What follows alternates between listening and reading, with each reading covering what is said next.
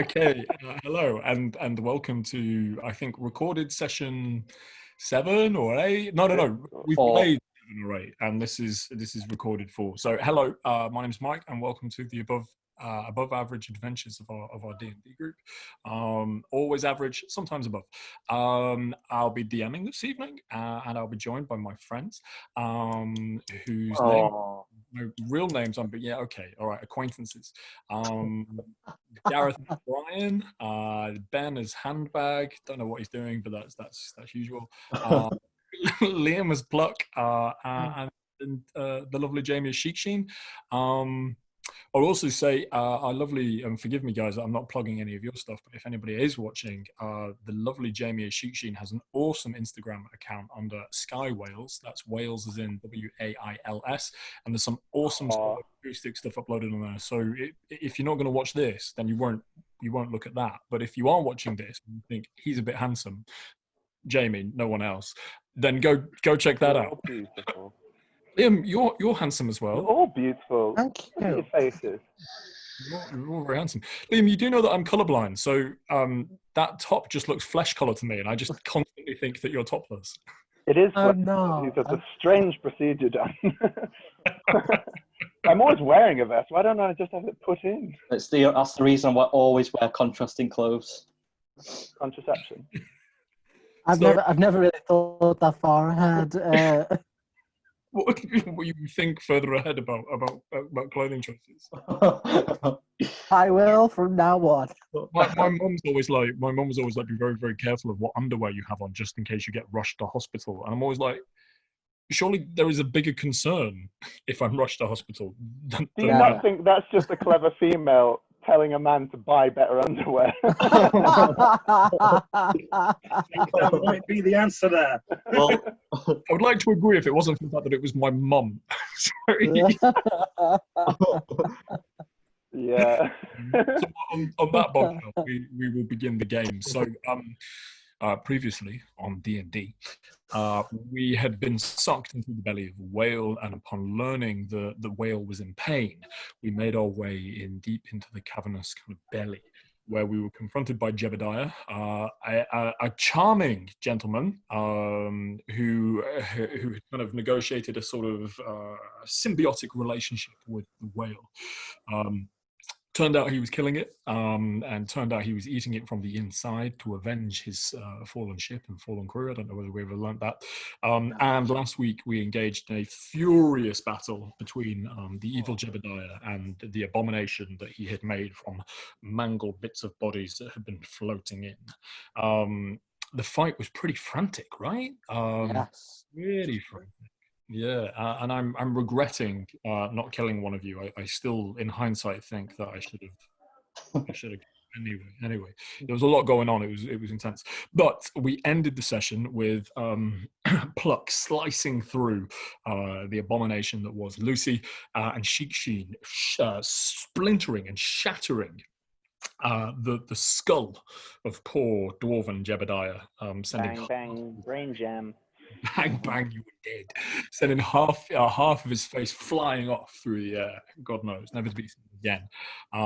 Brian setting fire to Lucy, the abomination, realizing that she had an aversion to fire, but using a selection of oils that he managed to find kind of scattered around Jebediah's belongings. Unfortunately, that oil has spread, and now the inside of the whale is on fire, and that is where we will begin. Pluck, crouched down on the ground, shattered and exhausted from the fish hook that he used to kind of finish off Lucy, the same weapon that was wielded by Jebediah.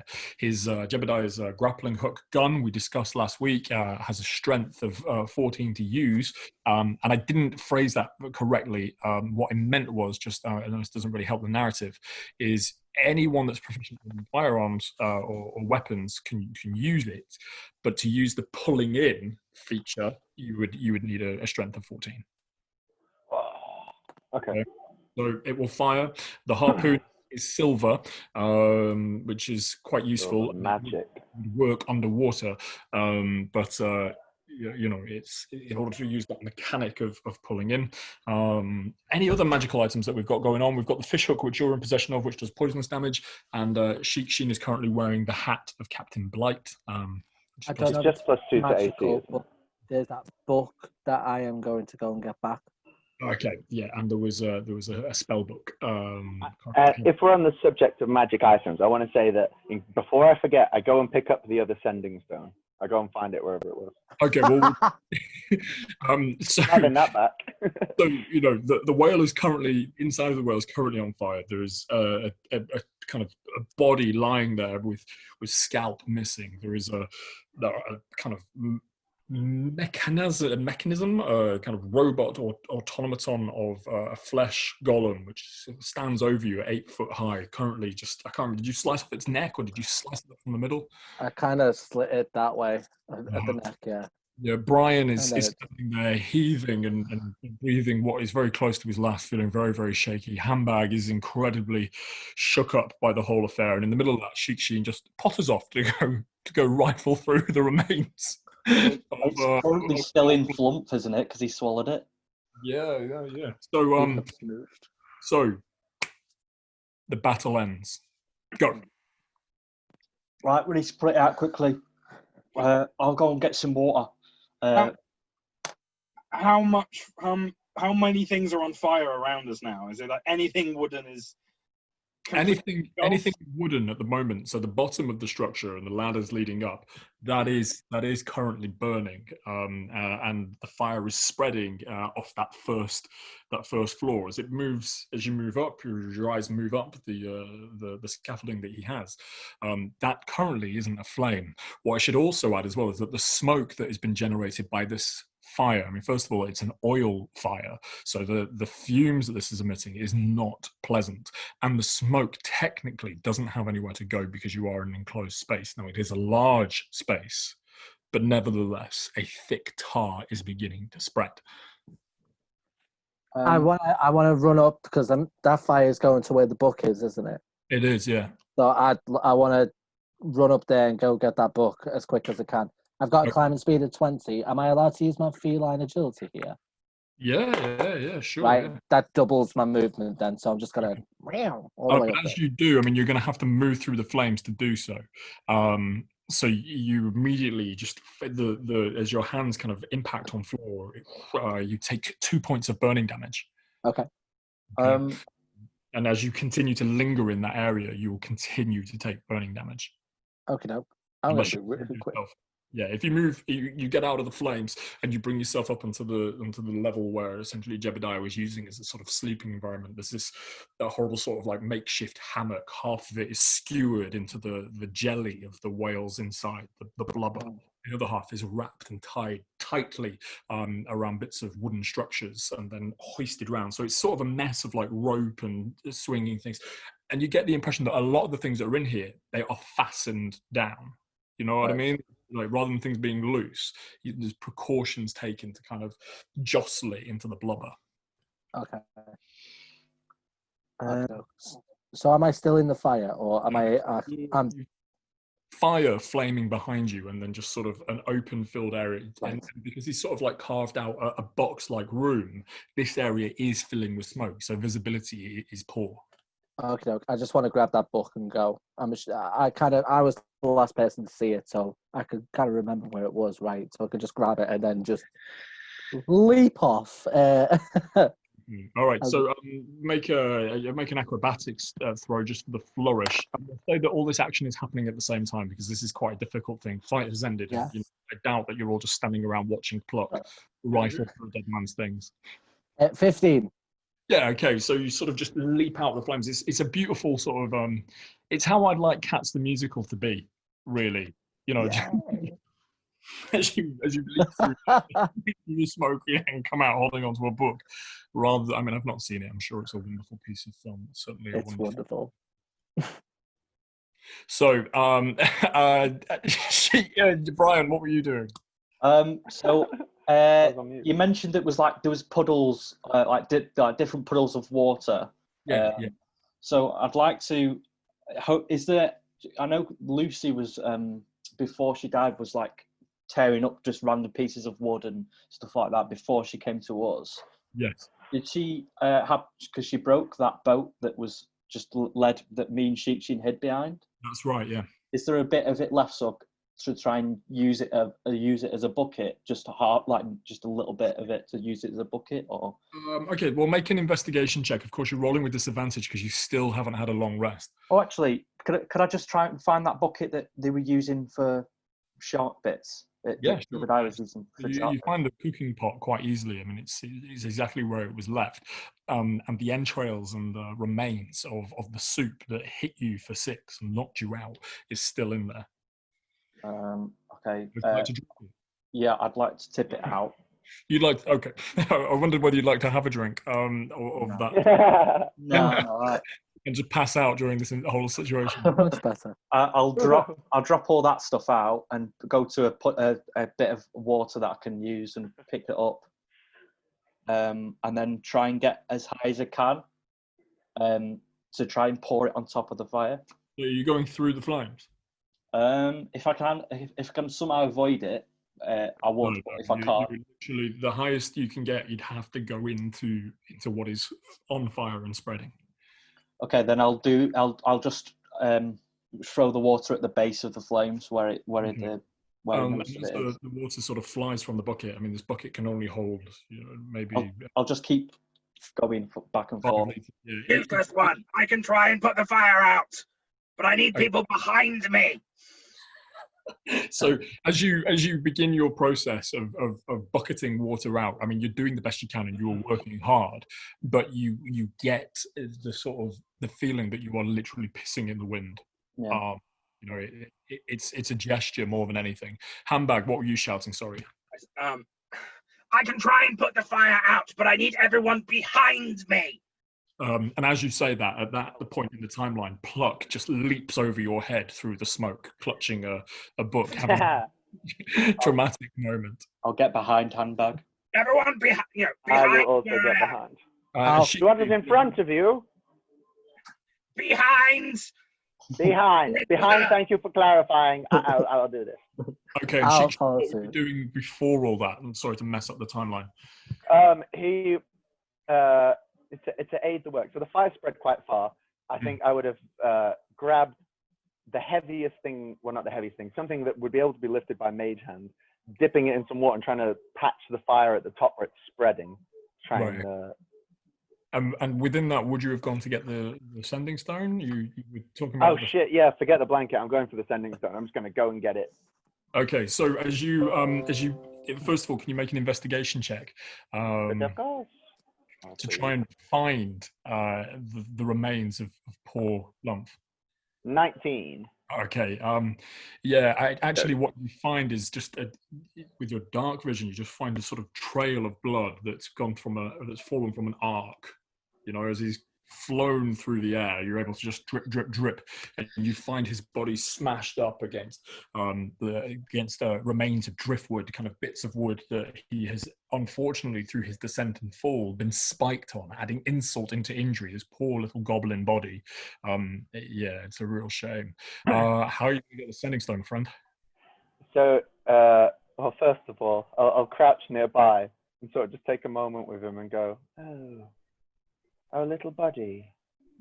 Oh, you were going to come with us, weren't you? You were so brave. What you did. You really got us out of a jam. I'm really sorry about this."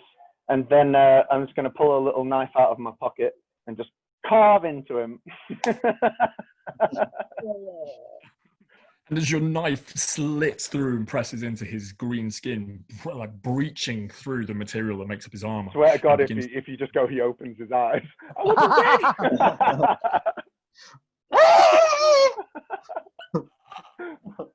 Starts beating you with a rock. Ow, why?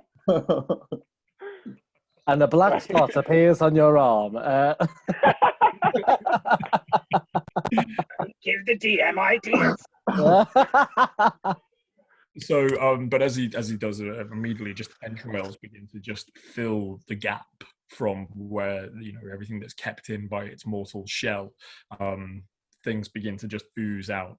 Blood is the first thing you see, and then lung, and intestine, and bronchi just begins to just fill that space. No I'm sending gonna- stone. No sending stone in there. No, as yet. There might be. Oh, right. Then I go, oh, and then I'll sort of glance towards Handbag, who's very busy trying to put out the fire, and I go, should I? Oh no, and I'm just gonna thrust my hand in and have a good old root around. Make an investigation check. I think it would be investigation, right? 13. 13. Okay. Thingy plus 5. Where's the good spot? There's the sweet spot. Cool. Okay, you're reaching around and you find something hard. Yeah, I'm just gonna yank it out. Yeah. So as you look at it, it is hard. It's firm, and it's brown.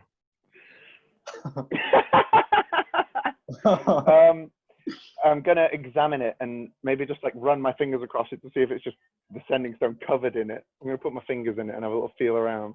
Proper like Jurassic Park with Triceratops poo. As your fingers go into it and begin to rummage around and just pull apart, it's and you sort of it's shit. It's just shit. Well, that's not it then. That's not it. And I'll just chuck that away, wipe my hands on Flump's trousers or whatever he's wearing. And then I'm going to go back in. I'm just going to go back in. Okay. Your hand moves I'm slightly going to do further. this. It's poor desecrated goblin. I love the fact that you have a perfectly usable mage hand. I know what it's doing. Sometimes you got to live these moments, you know? It's important. So your hand goes slightly higher up this time. I mean, you went low before and got mostly towards the intestines, but this time you're going to go up. You go up towards the stomach and sort of go down the windpipe, and eventually you find a small circular. I'm assuming it's small and circular. The stone, which is indeed the sending stone. You might even test it out by doing a sort of sound check with it. Want to? Yes, I'll do that. Want to? I'm going to go. Roger. Testing. Hello, this is Sheik Sheen. Anybody there? Say hello. Can you make an intelligence saving throw? Is this just going to be like that sounding because I've got it on me? Feedback. It's just going to be feedback. It's 18, 16 plus 2. Yeah. So you realise that this is not the best way to test it. Failed that, to be honest. You are stood so close to it that it's hard to differentiate what is recorded sound and what is your own actual voice. Okay, then I know I'm taking a long time now. Am I anywhere near a whale wall? Because you haven't tested it, you haven't tested it properly and just going by sight, a worrying thought does occur that this might just be a stone. Ah, thank you. Oh God! Right, I'll return to the group. Excuse me, I need someone to hold this stone a moment. I see you're busy, but this is more important. At which point, Handbag is going, just if everybody gets behind me, I can do my water trick. Okay, I'll just go, oh, all right, water trick. All right, let's do it. And then I'm just going to interestedly walk behind like something at SeaWorld was about to begin. Oh, yeah. I will join behind Handbag as well.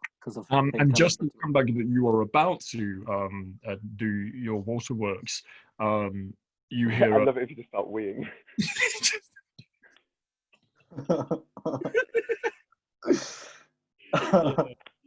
He whips out his lizard folk wiener and starts to wee and casts control water. Hands on hips as well as he does it. Pluck does not watch this. So, but just as you're about to evoke the spell that you were talking about, you hear the sound. Oh no, poor whale. Can you all make a athletics or dexterity saving throw? Oh bloody hell! Bro, Exhausted, aren't we? Sorry, athletics or acrobatics. Sorry. And we're still exhausted. Oh, I've already rolled athletics. I've done it. I got a 3.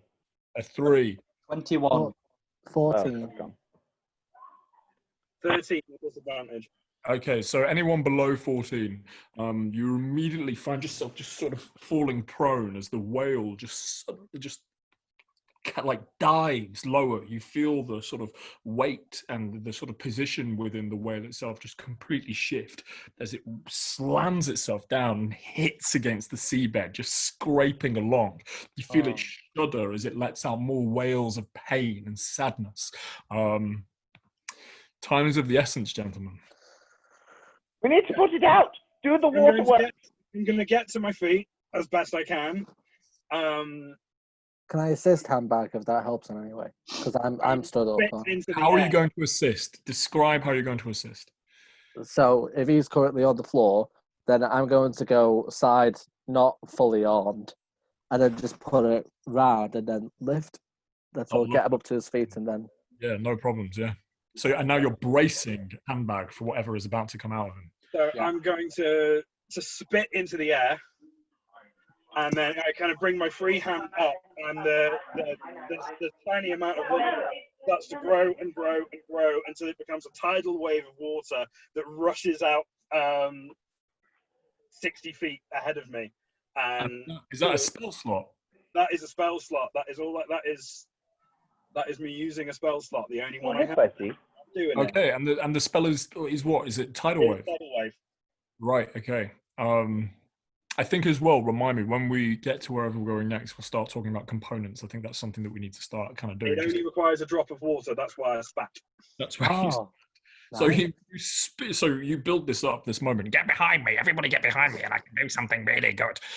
And so everyone's there, Pluck, kind of bracing you. Brian stood ready with his bucket, not believing in the power of Handbag, and Sheen just sort of lying on the floor, ready for the water show at SeaWorld, which is a horrible place, but well, I'm sure there's some lovely parts. But yeah, difficult. Sorry, I wish I hadn't said SeaWorld. Sorry for that.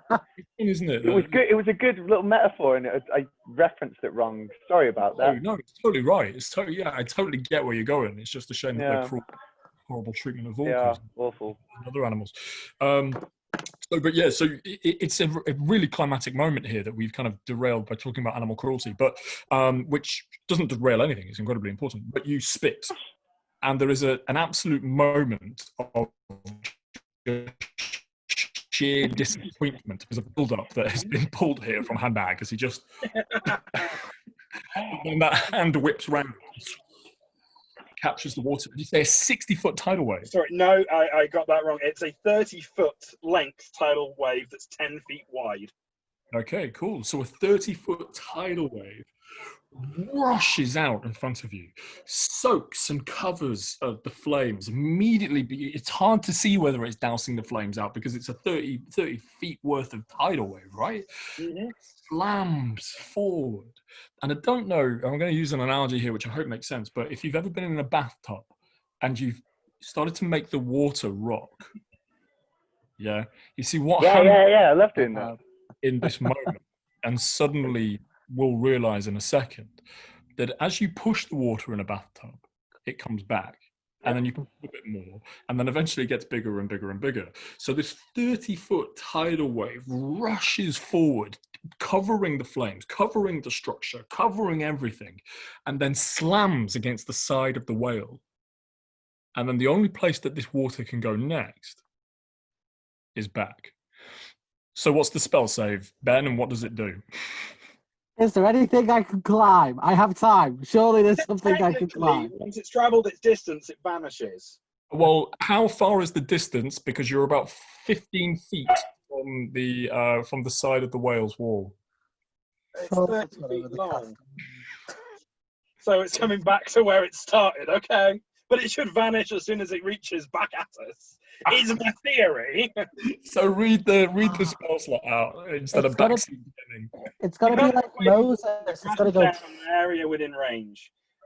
In the meantime, what are you doing? Are you jumping up something? Long and up to 10 feet wide and up to 10 feet tall. Each creature in the area must make a dex saving throw. On a failed save, a creature takes lots of damage and is not prone. On a successful save, a creature takes half as much and isn't knocked prone. The water spreads out across the ground in all directions, extinguishing unprotected flames in its area, and then it vanishes. Okay, so the water rushes out from Handbag. Pluck, bracing him, holding him from behind. Brian stood a little bit further behind with the bucket of water, and Sheen just watching. The tidal wave gushes out from him. It's the most impressive thing you've ever seen, as his spit globule turns into a 10-foot tall wave, covers the structure, hits it, knocks it, things begin to dislodge and move, and then the water hits the side of the whale and splashes and comes back. And in the pressure with which you feel it, Sheen, you get, when you stood outside and you feel like a drop of rain and you go, oh, it's raining. And then you say that to everybody else and everyone's like, no, it's not. That's what you feel. Brian, you feel rain. Just in this brief moment for about 5 or 6 seconds, it is raining on you.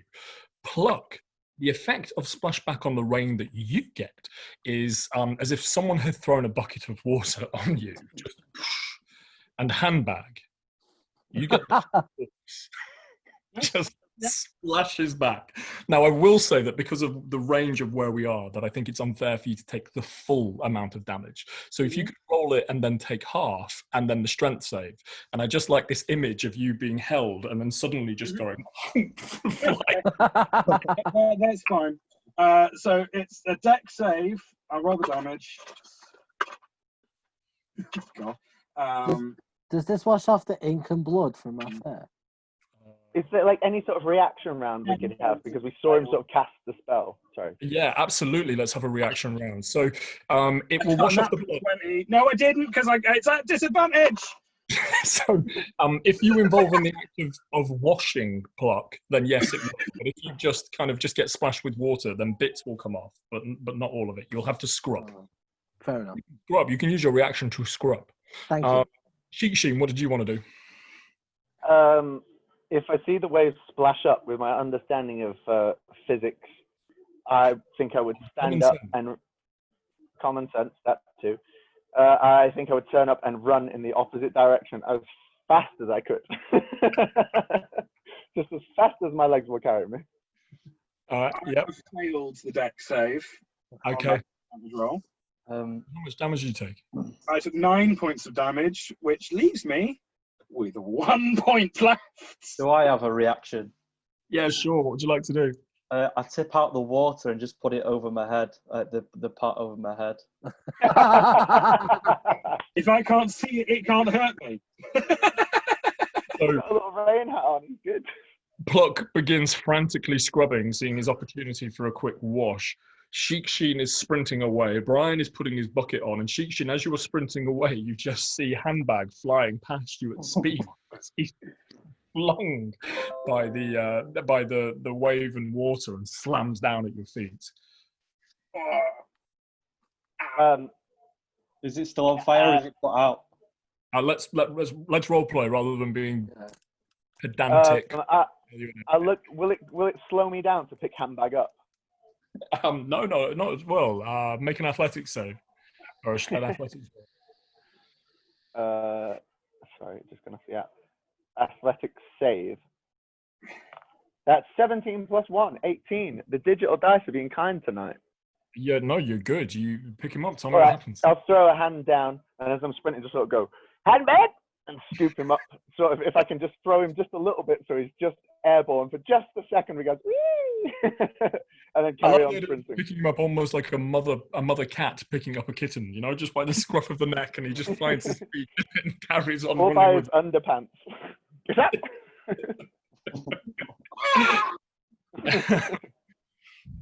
And so you sort of run and find sort of refuge by leaning up against the other side of the cavity wall. Someone tell me that works. I don't want to do it again. Is there anything I can climb on just to see like the sort of layout of the entire whale? See if that water's done the trick. Well, do you have dark vision? Yes.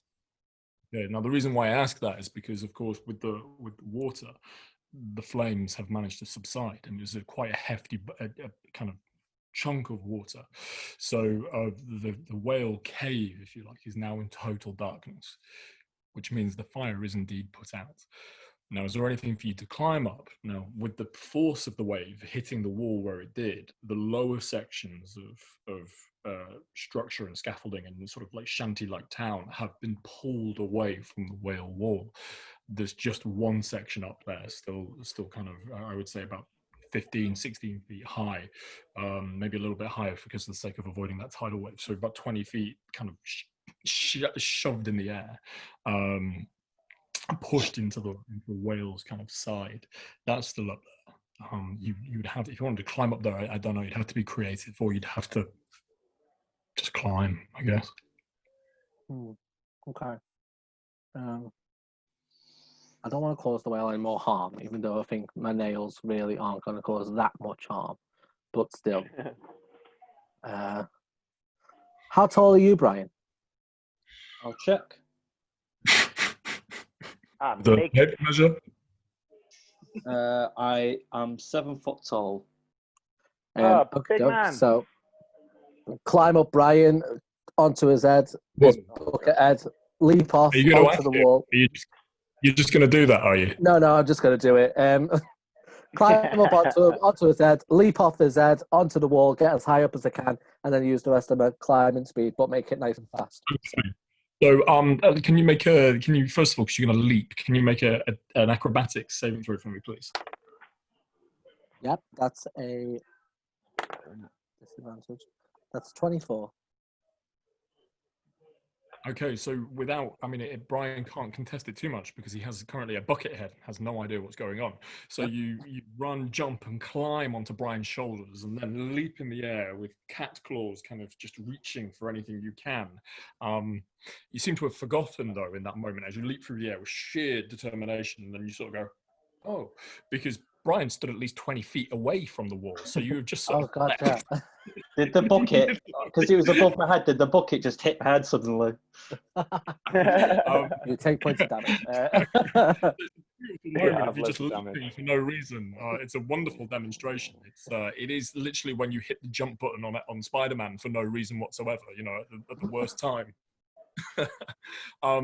Brian, can you make an athletics check to try and get that bucket off your head, because of the force of it being used as a kind of springboard? It's wedged itself around what little you wear. Saving throw. Yeah, athletics. Yeah, athletics roll. That is non-natural 20. Oh, okay. So the bucket comes off with quite ease, but as a bucket or as a cooking pot, it's not much use to anyone now. The shape of it that looks an awful lot like your face. You are half it.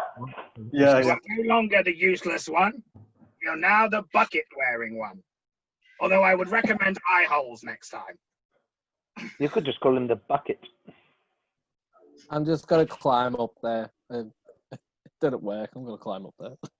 Okay, so you climb and make your way to the remaining structure.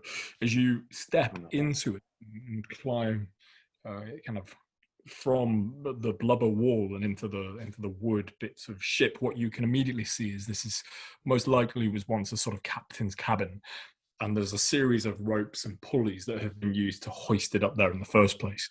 As much as you hate this man that was responsible for this, you do have to be somewhat amazed at his ingenuity for kind of making this work. You can see that the only thing that's really keeping it in place now are 4 sort of stakes, large, hefty wooden stakes, not vampire stakes, like the stakes that would use to go into the ground, that are just slammed as much as they can into the whale. They've sort of been chipped away at around to kind of make a hole and then pushed in bit by bit. Could I position myself between the structure and the whale's wall and kind of using my full body, try and push the stakes out? Yeah, absolutely. As soon as you kind of hunker down, and using that word again, and sort of bring your knees to your chest and push your feet against the very small gap that you can finally kind of leverage in, that this is probably beyond your strength, but you can try. Well, I'm going to give it a really good go for the first try. Go on, pal. Athletics, then, yeah. This is Flex Week, I'm telling you. Athletics or acrobatics? Well, acrobatics will just mean that you I'm Just fancy play you it. later about. I don't. I don't have just start doing an Irish gig. Well, my strength isn't very good, so it's an 8. Yeah, I mean, you push and you hear something click, and that at first kind of makes you think, "Oh, I'm getting somewhere," and then you realise the thing that is clicking is your knee joints going, "No, no, stop doing what you're doing. You need your legs." Can I see how long the rope is inside the structure? Like, is it long enough to tie around the stakes and then pass to my comrades? You can try. Okie doke. I would like to do that. So, so you're going to start looping the rope around the structure, around a couple of the stakes, yeah. So first of all, you need to make a survival check for the knots, and then you can throw the. So that is. Oh, it's a. I'm still at disadvantage, aren't I? Yeah, mate. Yeah. Yeah, mate. That's an actual one then. Okay, so you loop the rope around. Not again! Don't put it around my neck again, please. No, you loop the ropes around the stakes, threading it through gently, and looking at it and thinking, yeah, this will work, and then just unraveling it down towards Brian and Handbag and Sheik Sheen below. And as it's sort of releasing out of your hand, you just think, gosh, this rope, there's rather a lot of it. It just keeps going and keeps going. And then you see the end of it. It's just all whizzing past you. The not having any substance or kind of friction at all. It just loops itself. It's like a slip knot. And just whoop, you just watch the tail end of the rope Could I drop. could I help him out and use Mage Hand to send it back to him, the end of the rope, and go, do you want another go? Do you want another go at that one? So the rope goes whoop. Been a day. It's been a day. I'm very close to breaking down. You're doing, Plack, listen, you're doing a great job. It's been a very long day. We've all been unconscious at least once. You just don't beat yourself up. Have another go. I'm You going take to. a couple of moments to get your composure. You just sort of walk around the structure that you're in, and you find a chair. You sit down on it and realize that the chair has no bottom, and you realize that you're in Jebediah's toilet. This is the worst day. Right. You're trying again. I'm going to do this. I could do this. I'm going to tie the rope. So it's definitely going to work now. I'm going to tie the rope around the stakes, and my friends are going to pull the stakes out, and it'll all be fine, and the whale will be fine. That's what I'm doing. Make a survival check.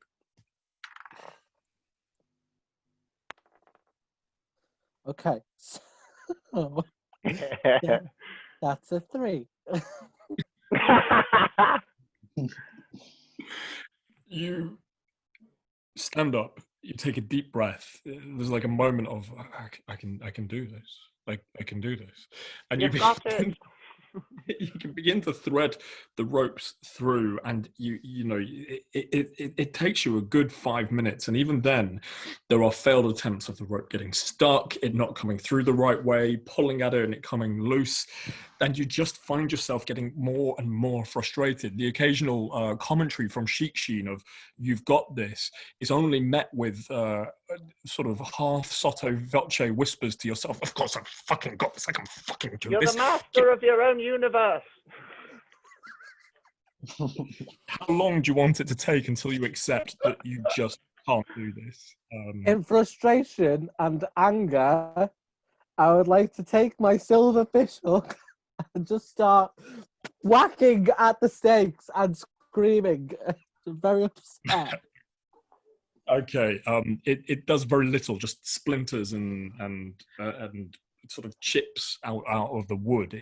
It's not enough, and each exertion and hit becomes more frequent and more rapid and more draining of you until you're running out of breath, Idiot. just leaving yourself and heaving. sort of shape or mess. Unless you don't want that, you can just tell me otherwise. No, I think I'm emotionally ruined right now, so that would make sense. I'm just, You just sit on the bathroom floor and curl yourself into a little ball.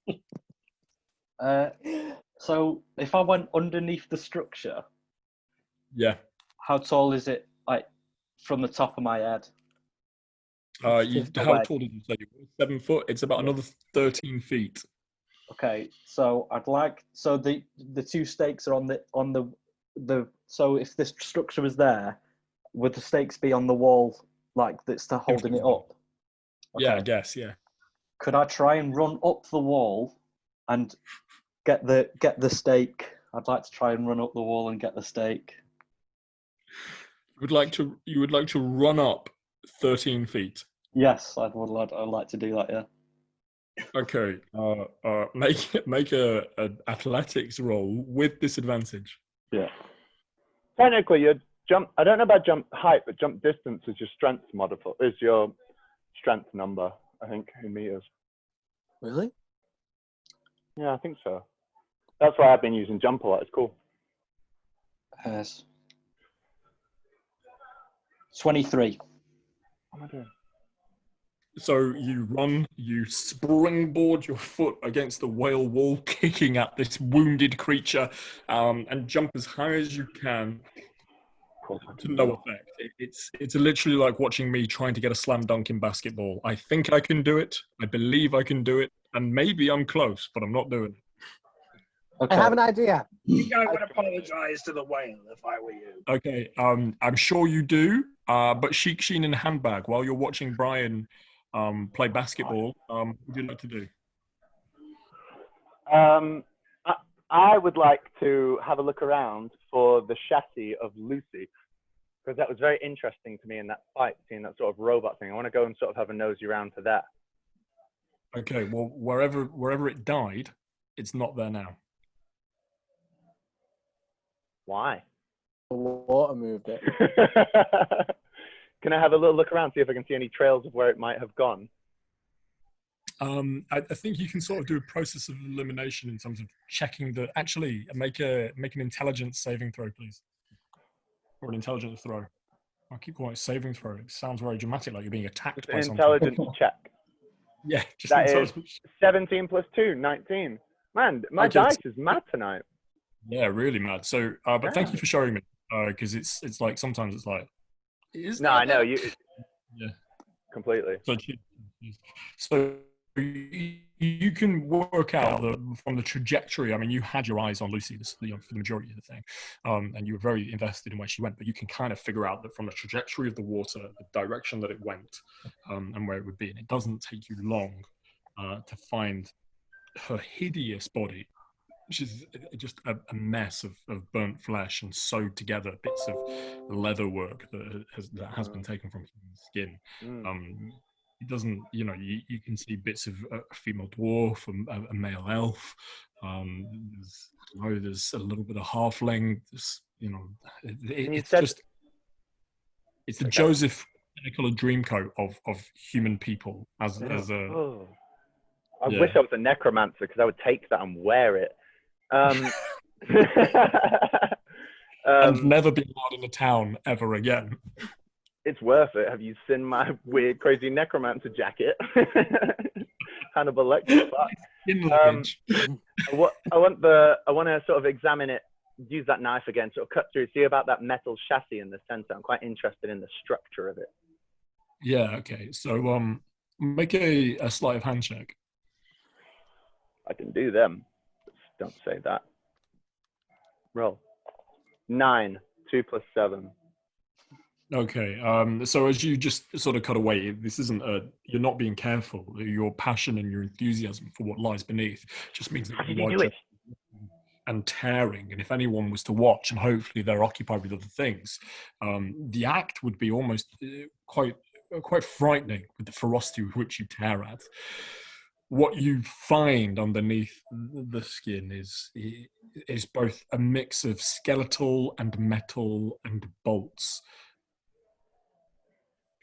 it's hard to use the word like automaton or robotic in an age Yeah. where we're sort of like in the forgotten realms, or but that would probably be the closest comparison to it. It's almost like where back in biology class where there would always be that sort of like token skeleton, or when you watch films of like it's almost like someone's tried their best to do a DIY version of that, but this one can stand up and it has the ability to move. Use bamboo sticks. Oh.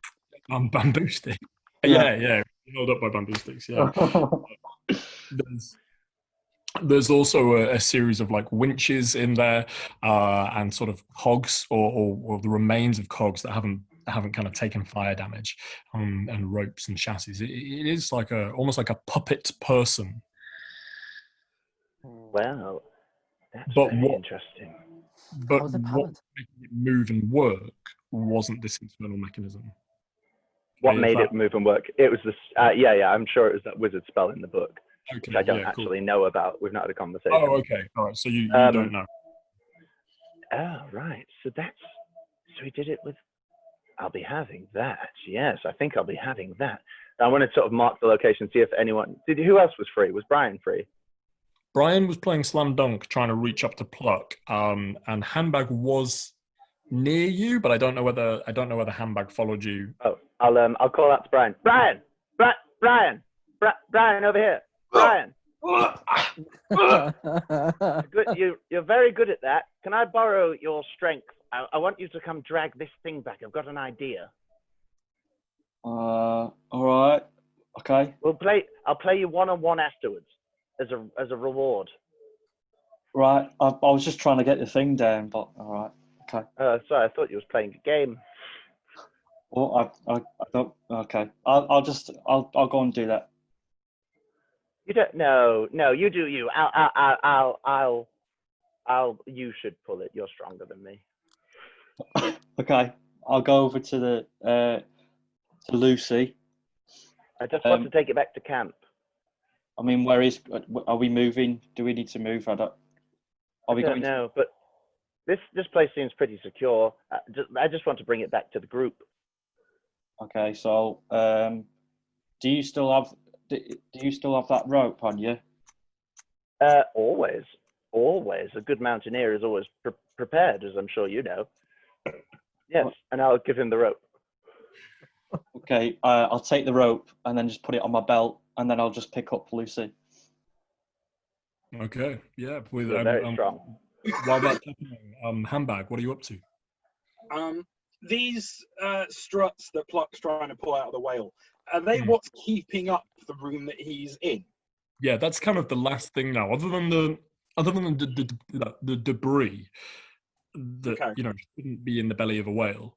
The thing that is actually, I mean, that's just discomfort now. The thing that's causing pain is the remaining struts that are keeping up the structure that Pluck is in.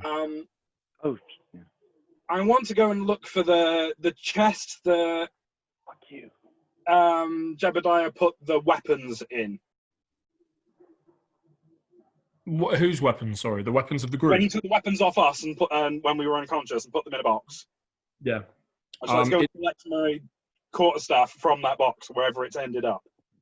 So it wouldn't take you long to find it. Brian retrieved it. It was near the sort of, I believe it was near the upturned half of a rowboat, which Lucy blasted into smothereens. And it would have been out of reach of the... Do you have dark vision? Yeah, but you don't have dark vision. So I'm not going to be able to do that because I can't see. Sorry. Seems so weird that lizard folk don't have dark vision. Well, they have everything else. Oh, that's good. Yeah. They have everything else. They don't have dark vision. Okay, what can I... does anyone know where the weapons box is? I can't see. I'll just, when I'm dragging Lucy, I'll just say, it's over there. Sword of light. It's over there. It's over there. Yeah, it's over there. Can't you conjure fire in your Handbag? Oh! Yes, I can! That's what I was literally thinking. I was like, the other week you could produce flame. And I'd forgotten I have it as a cantrip, yes. So I'm going to produce flame in my hands. I go back into my ball and say, fucking idiot. Thank you. It's been a very trying day. It's been a very trying day for a lot of us, handbag. And I go back into my ball. Don't take it out on You're your so partners. mercenary. We're a team. Yeah, a team. You guys are a team. You've got something, and you need to be giving with each other and forgive each other, and love. Be kinder to each other, you two. Is there like something I can throw just in this direction that she's seen? Like a piece of wood or something? Jebediah is a man of, crude tastes, but when it comes to toilet habits, he has made a little toilet roll holder that you could throw down. I do. I don't pay attention. I just throw it in the direction, like a kind of like back thing. Shut up! Leave me alone. You're beautiful.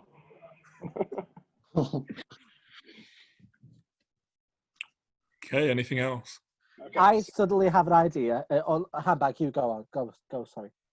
Once I've used my produce flames to find the box, I'm going to collect my quarterstaff, go back over to so I'm below or just below where the struts are, not directly under it, and I'm going to unspool some of the plant life that I've tied around the top of the quarterstaff, and kind of throw it out towards the struts, which then becomes a thorn whip. So if I can get it to hit the strut, it should then pull it 10 feet towards me. Amazing. So magical strength. Amazing. A mean What way the to get a splinter out. Doesn't it have to have an anchor point though? It would need to have an anchor point, yeah. So you're just whipping. So unless you can find a way of something to wrap it round. And what's the range on that? 30 feet. Oh, About the same height as Brian, so yeah. I was assuming I'd be able to reach it. Can I hear what handbag is doing? Like, is there a noise that comes with this whip? That's about it at the moment. It does piercing damage, the spell. So is it not a kind of, it impacts in and then that's what? Okay, well, say that it impacts in and you go to pull, but what I don't know how it works. I don't know whether it's like Spider-Man and it comes out of your, or whether it comes out of your actual arm and materializes. But you have to use a piece of plant to do it. So I imagine it's it becomes almost like a physical whip. Okay, but I am, we're pulling a structure here. We're not just pulling a creature. We're pulling a large structure. So it goes in, and as you begin to sort of pull away, you just don't have the strength on your own. Okay. Can I just check, how big are these struts? Just to re-clarify. I can visualize it, but I can't. In my head, they seem thicker than me because they're pulled in a structure. So, how tall? Tall as a house or tall as like a shed? Tall as a shed. Yeah. Gentlemen, perhaps all of us together giving a hug. Brian, you especially. Maybe we could just pop it out. I mean, it's quite high up. The handbag is still just sort of holding onto this. If someone wants to help me pull, we might get somewhere. Do I make it to where she wanted me to pull Lucy? Yeah. So you're currently dragging Lucy as you see him there, sort of struggling with this. I go over to the vines and just give it a tug. Okay, so you're assisting handbag. You probably it's a bit of an awkward moment here because both of you are sort of just competing for the same bit of vine rope. No, so I'm not doing it in a way to assist. I'm just like I'm just taking over. So you push handbag out of the way. Yeah. And the thorn whip dissolves. I would have thought the thorn whip would dissolve. Yeah. So, but make a strength, make an athletics check for me. Sorry, who's that?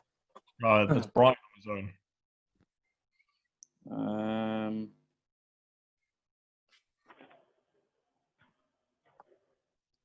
So it just plods over. I'll do that. I mean, we'll assume that you grab a piece of the vine first, rather than just pushing him, because there would be an awkward moment. Where the vine... So that's. Athletics, did you say? Yep.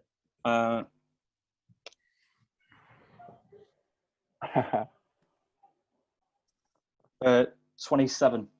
Oh yeah. So as you pull and you pull, you deep down, really kind of tug it in. You the thorn whip, because you're climbing up it now. The bits of thorns begin to dig into your hands and just sort of cut. Can you make a Constitution saving throw, please? Yep. Why do we hate each other? I mean, I probably didn't even see the thorns when I grabbed it. Constitution. Why do we hurt each other? 17. Okay, so despite them pricking into your hands and causing the ridiculous amounts of psychological pain that thorns seem to cause, like like paper cuts. Yeah. Dig deep and pull, and you see the structure give way and come directly for you. Okay. Oh. So, feeling the structure is moving with no warning. with no warning. Shut. I want to climb on top of it. It's just to clarify, the stake that they're pulling out, is that like a lowest? Because I'm assuming it's like 4, like that. The whole thing is coming out. It's just in a wall like that, and it's just going.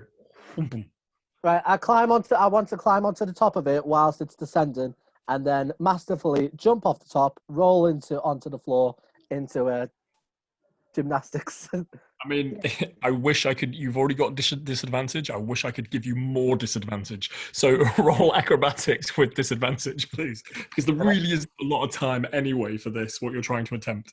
Could I jump over to the wall? 1 sec. Mm-hmm. Not natural 20. Okay, and Brian, can you make an acrobatics saving throw, please, with disadvantage? My acrobatics. I have danger sense, so it's flat roll. Yeah, but you've got exhaustion. So if it's advantage and then disadvantage, it cancels out, so it's flat roll. It's not. Sorry, this is me being pernickety, but it's like you've got double disadvantage here in the fact that you do not have a lot of time to react. Oh fuck it, yeah, go flat roll then. I'll just kill you in the next fight. That's 19. Okay, so Might be right, Brian. I'm really gutted. I was going to break your leg. So as you realise your mistake, just sort of pulling on this structure coming towards you, you don't do that thing like in Prometheus. I don't know if you've seen that film where they're running away from the alien ship at the end, and it just all she needed to do was go left. But instead, she ran in a straight line and gets squished. But you get the sense to sort of jump out to your left. But as you do jump out to your left, you look up one more time just to check that you're clear, and you see flipping in your direction a tabaxi. Still holding the spell book, landing and smashing on top of you and sending you to the floor prone. You sort of rumble and toss and turn and have a moment where Pluck just ends up just sort of on top of you. It's almost a pinned you again from kind of Lion King moment. And the two of you find yourselves just staring into each other's eyes about 2 inches away. I'm completely turned off, so I stand up and I walk over him, foot on face, past him. Thanks, Brian. If he puts his foot on my face, can I attempt to flip him over so he goes prone again? No, come on. With what? Your nose? with my arms that are still there. In the meantime, Handbag, the structure just lands like there in front of your little snout. It's just stood there looking at it. Can I take this opportunity just to look back at my spellbook and see what that note was? It was something about Ren, wasn't it? Okay, but I'm going to say no. I'm going to say that when you have a short rest or a long rest, that would be the time. Just it's so difficult because lots of things are always happening at you, and I know I do appreciate that's my game style, and I do need to give you a bit of downtime. But at the moment, it just seems a bit There's still weird to lots kind of going on. go through what you've gone and then just go, okay, right. I'm a tabaxi. I'm curious by nature. I totally go with my character's traits. You are all really naughty. I think, if anyone is actually watching, I think it comes from the fact that the five of us haven't really played D&D in a long time. And so as a result, it's like, I've got all these opportunities to do stuff. I'm going to do stuff for me. Fuck the group. Like, off I go doing this, off I go doing that, off I go doing this. It's lovely. Yeah, true. We're very We are excited. We are not a team. We will be. So Yeah. there's, I'd get up and go over to Sheen. Are you with Lucy at the minute? I think I would be, yeah. I'm going to go over to where they are then to see why the hell they've brought this thing near us. Sheen, when you're done looking at that, do you want to have a look at that where we went before, where Flump was? What about Flump? He didn't make it, buddy. He did. I'm sorry. Let's take a moment. He didn't make it. Yeah, I don't care. Sorry. Well, yeah. Okay. Carry on. What's up? You know the boat that he was hiding in before. It was like it was Jebediah's old boat. I'm assuming. Do you want to have a look in? Or I just thought because there might be some stuff we can use, or I think that's a great idea. But I think we need to. All right. I think I might have to just spend a couple of minutes just doing nothing, and then I'll try and speak to the whale again, and then. Are you going to make those noises again, Brian? I don't know. I think it just happens when I do it. But I've got. Do you know what, Brian? I might have an idea to help you talk to the whale. Right. I've got 2 sending stones. What about we just put a little incision in the whale, pop the sending stone in, just like Flump. I give you the other stone, and we just get, we get a dialogue going with this big guy here, crazy. We open a conversation with him. What do you think? I mean, I can talk to him. Ready inside the whale. I don't have to do that now. I can just talk to it now. Let's avoid sticking more things into the whale, please. Yeah, I can maybe ask him. Oh, come on. Well, I don't know if it's a he or a she because I'm not really good with stuff like. Looking. Hey, that's a good way to start. That's a good way to start. Yeah, that's true. But we can maybe ask her later, or he or she or whatever. Yeah, all right. So we try and make some kind of campfire out of this wreckage, and just. Yeah, I just think we should update the whale just to say that we've gotten rid of the thing that was hurting it, and maybe we can. And we're working on the stakes as well. Yeah, and trying to make it feel better because I don't. In that case, Brian, why don't you sit down and do your. Have a think. And us three will get a campfire going. Okay. Is that? Yeah, and maybe after we can go and have a look at that old ship. I don't know. That sounds great. Just an idea. Just an idea, I'm going to start. Would you want a little? Would you want a little sit down before we went and had a look at the ship? As we're all a bit battered. Yeah. I mean, you want to go now? If we apply logic here, you are the closest to death that you have all ever been. I imagine, handbags on 1 hit point, plucks on 2. Sheen's probably doing the best out of everybody, I imagine. Yeah, I'm on 10. I'm on 10. 10 as well. Yeah, I think we should have a quick sit down. Using it as a walking stick. Yeah. And I remind you as well that you are all exhausted. You're full, but you are running on fumes. And if you carry on any longer, you're going to go into 2 points of exhaustion. So maybe have a quick rest and then talk to the thing and then go to sleep. That sounds great. Then check out the ship. Yeah. Absolutely sleep. Yeah. All right, everyone. Do anyone want to nap? A little cat nap? Hey, Luck, that's for you. Maybe we could have a little rest. I don't mind taking first watch. I only need 4 hours myself, actually. In that case, I'm just going to go down and be like, I think that's a good idea. I mean, I don't think spellbook as a pillow. If you want to do the watch, I don't think there's fuck all else in here apart from us, Well, no, I'm still inside of a whale, mate. That's how I see it. I'm not gonna sleep well. I'm not brave. Okay. You underestimate the DM. So once you've done your watch, Existential crisis, you know. once you've done your watch, I can take second. Lovely. I'll wake you up then. All right. Who wants to do the last one? I'm asleep. Handbag. Okay. All right. So I'll see you in 4 hours then. She. Yes, you sleep well. You sleep well. Oh shit! Where's Stacy? Stacy. Oh no. Oh, Stacey! no. I'll start looking around for Stacy. I don't go to sleep. I'll start looking around for Stacy.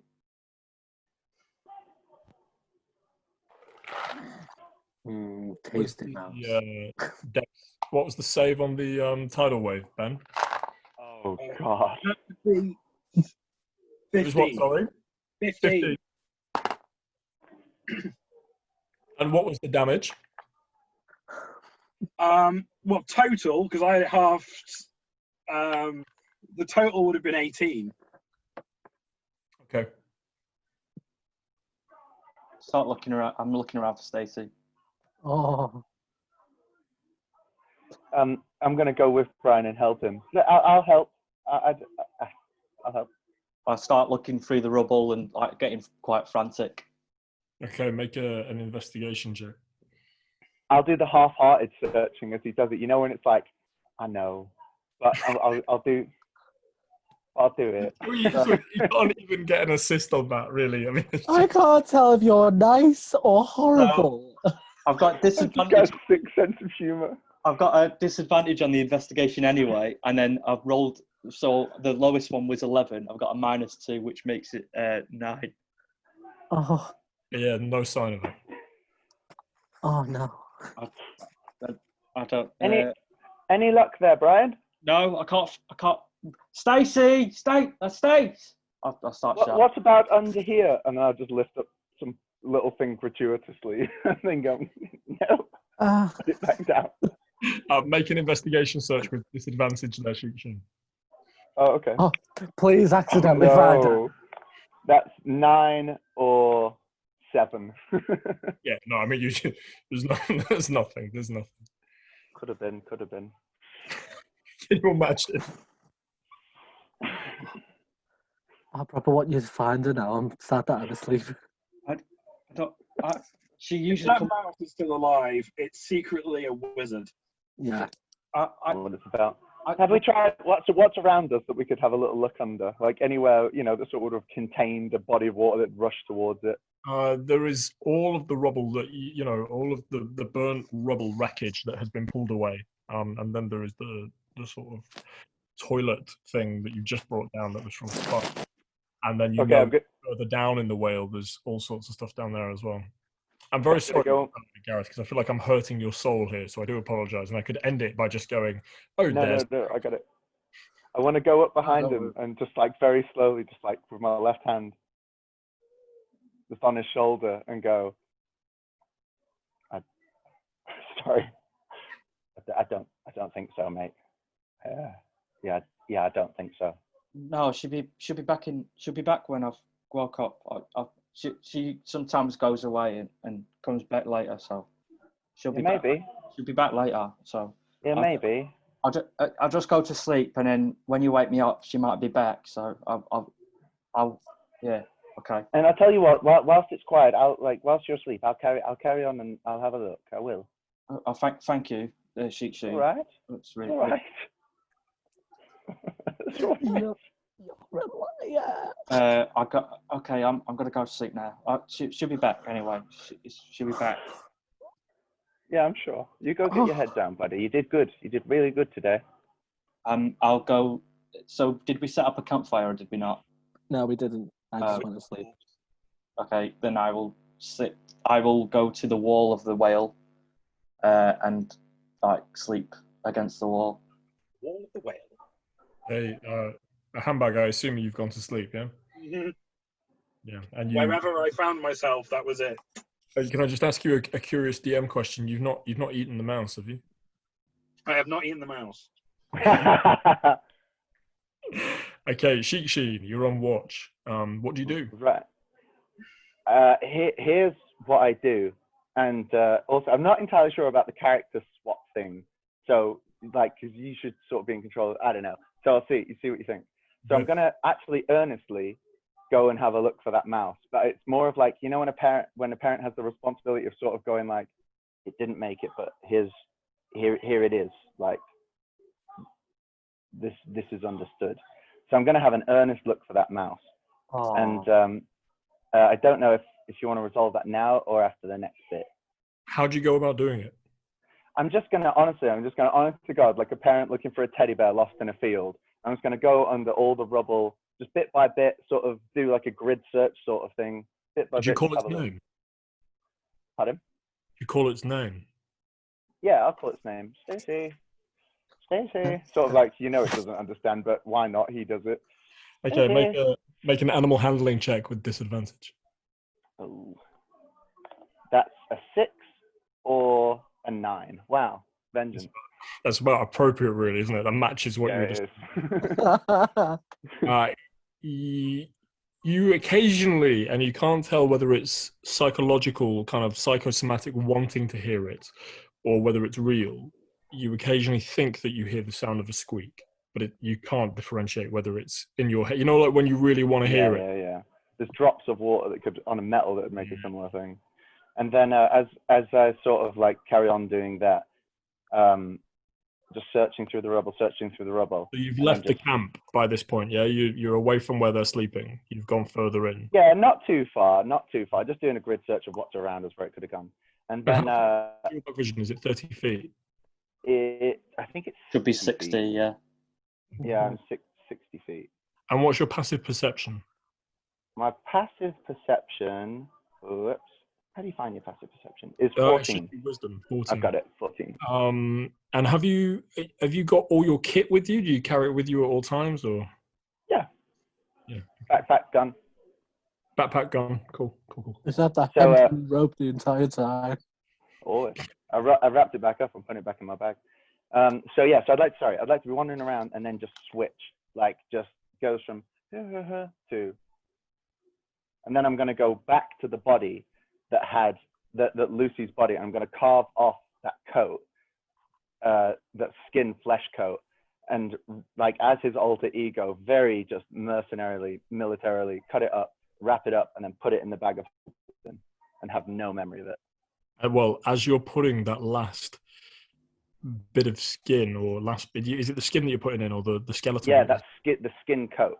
Okay, as you're putting in you can only pull something out of the bag of holding that you know is in there. As you're pulling in that last bit and convincing yourself that it's through the alter ego, you just hear a voice inside your head going, "You do know that was you doing that, don't you?" What's happening? Why have I got the bag of holding open?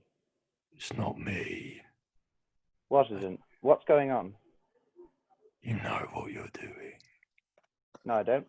I'm looking for. Why are we talking? Why? Hang on a second, you. I was in the middle of a fight, about to die, and you shirked the only thing you're good at doing. What are you for? I could have died. You would have died. What's that about? Well, you didn't die. No, I didn't die. Because you didn't need me after all. Then why are you still here then? Because I'm you. No, come on now. No, you're not. You've wiggled. You're a parasite. That's what you're a maggot. You're a leech. You've gotten into my head. You're co-piloting this body, and I'm bloody well gonna get you out, and that'll do that. That'll be you. If I'm why do you want to use my power? Not. Look, no, we're not talking anymore. You need to earn this relationship by backing me up when I call. We're not talking when I say we're not talking.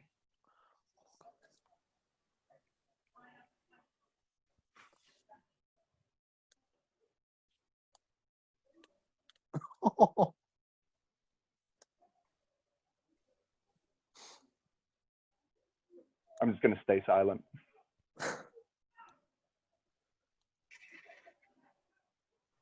And you stay silent for a good 5-10 minutes,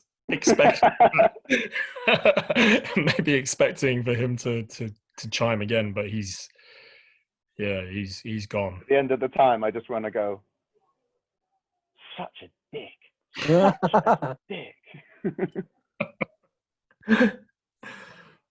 So And the then rest just continue my watch, yeah. Okay, yeah. So the rest of your watch is uneventful. I will say that if you are sort of settling down for sleep at any point, you're gonna have to, because you've got backpack and guns and things like that, you are gonna have to sort of get comfy. But yeah. Yeah, I'll get comfortable. I'll set up my bed, and then I'll wake Brian and go, Brian, it's your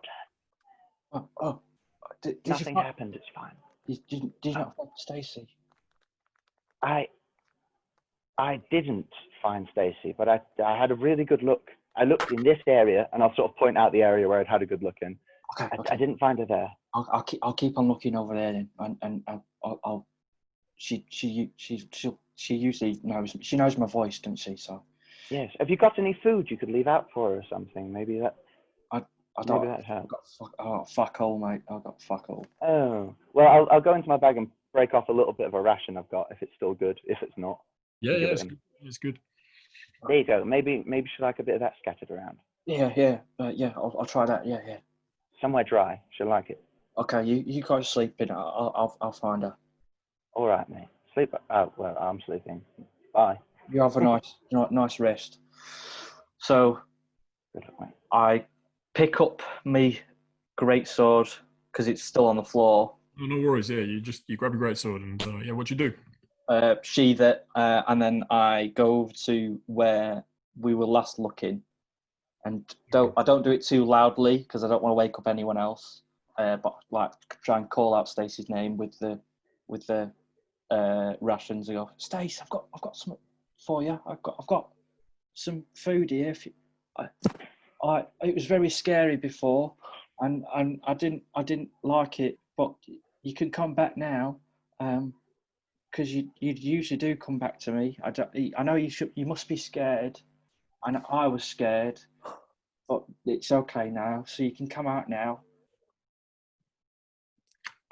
So I'll say that you've wandered a good 20-30 feet away from everybody else now in your search. Yeah, I'm not paying attention to where I am at all. No, so you've gone further in now, and you're finding yourself at the boat of the remains of the ship. There's not much, it's kind of rubble and shit, rubble and debris and driftwood. Really, it's not really serviceable as a vessel. Can you make an animal handling check? And it would be with an advantage, but because you have you don't have exhaustion because you've had the equivalent of a long rest, so you can have it with advantage.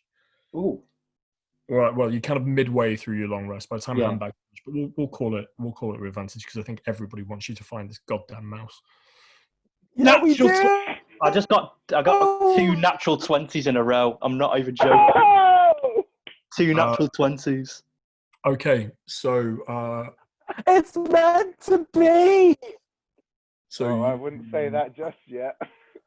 He rolled damage. Oh, don't you dare! So you hear and very weak sound of Stacey's squeaks, and as you follow it as best you can. You just hear it really weak and little. I think Pluck's frozen unless he's just holding that pose.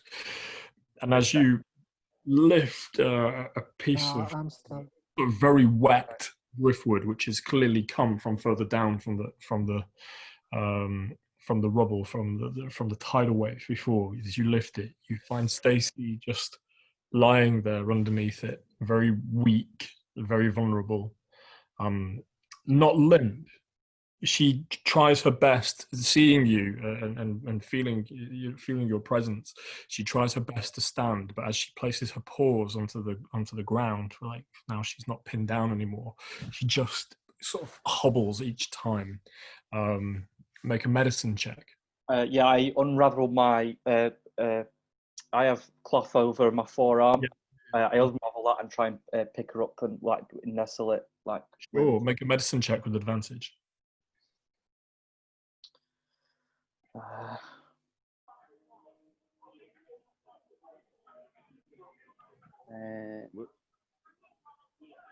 medicine. Medicine.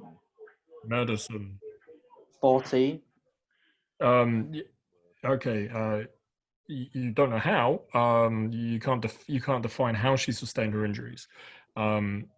But at least two of her legs are broken, Okay. like front and back on one side. Okay, so with as gently as I can, I'd try and put it like in a top pocket where we're next to my chest, and I'd just go back to the group and try and feed her the rations. Does she take any? Yeah. She takes and she nibbles. I mean, but she's just sort of taking with one paw.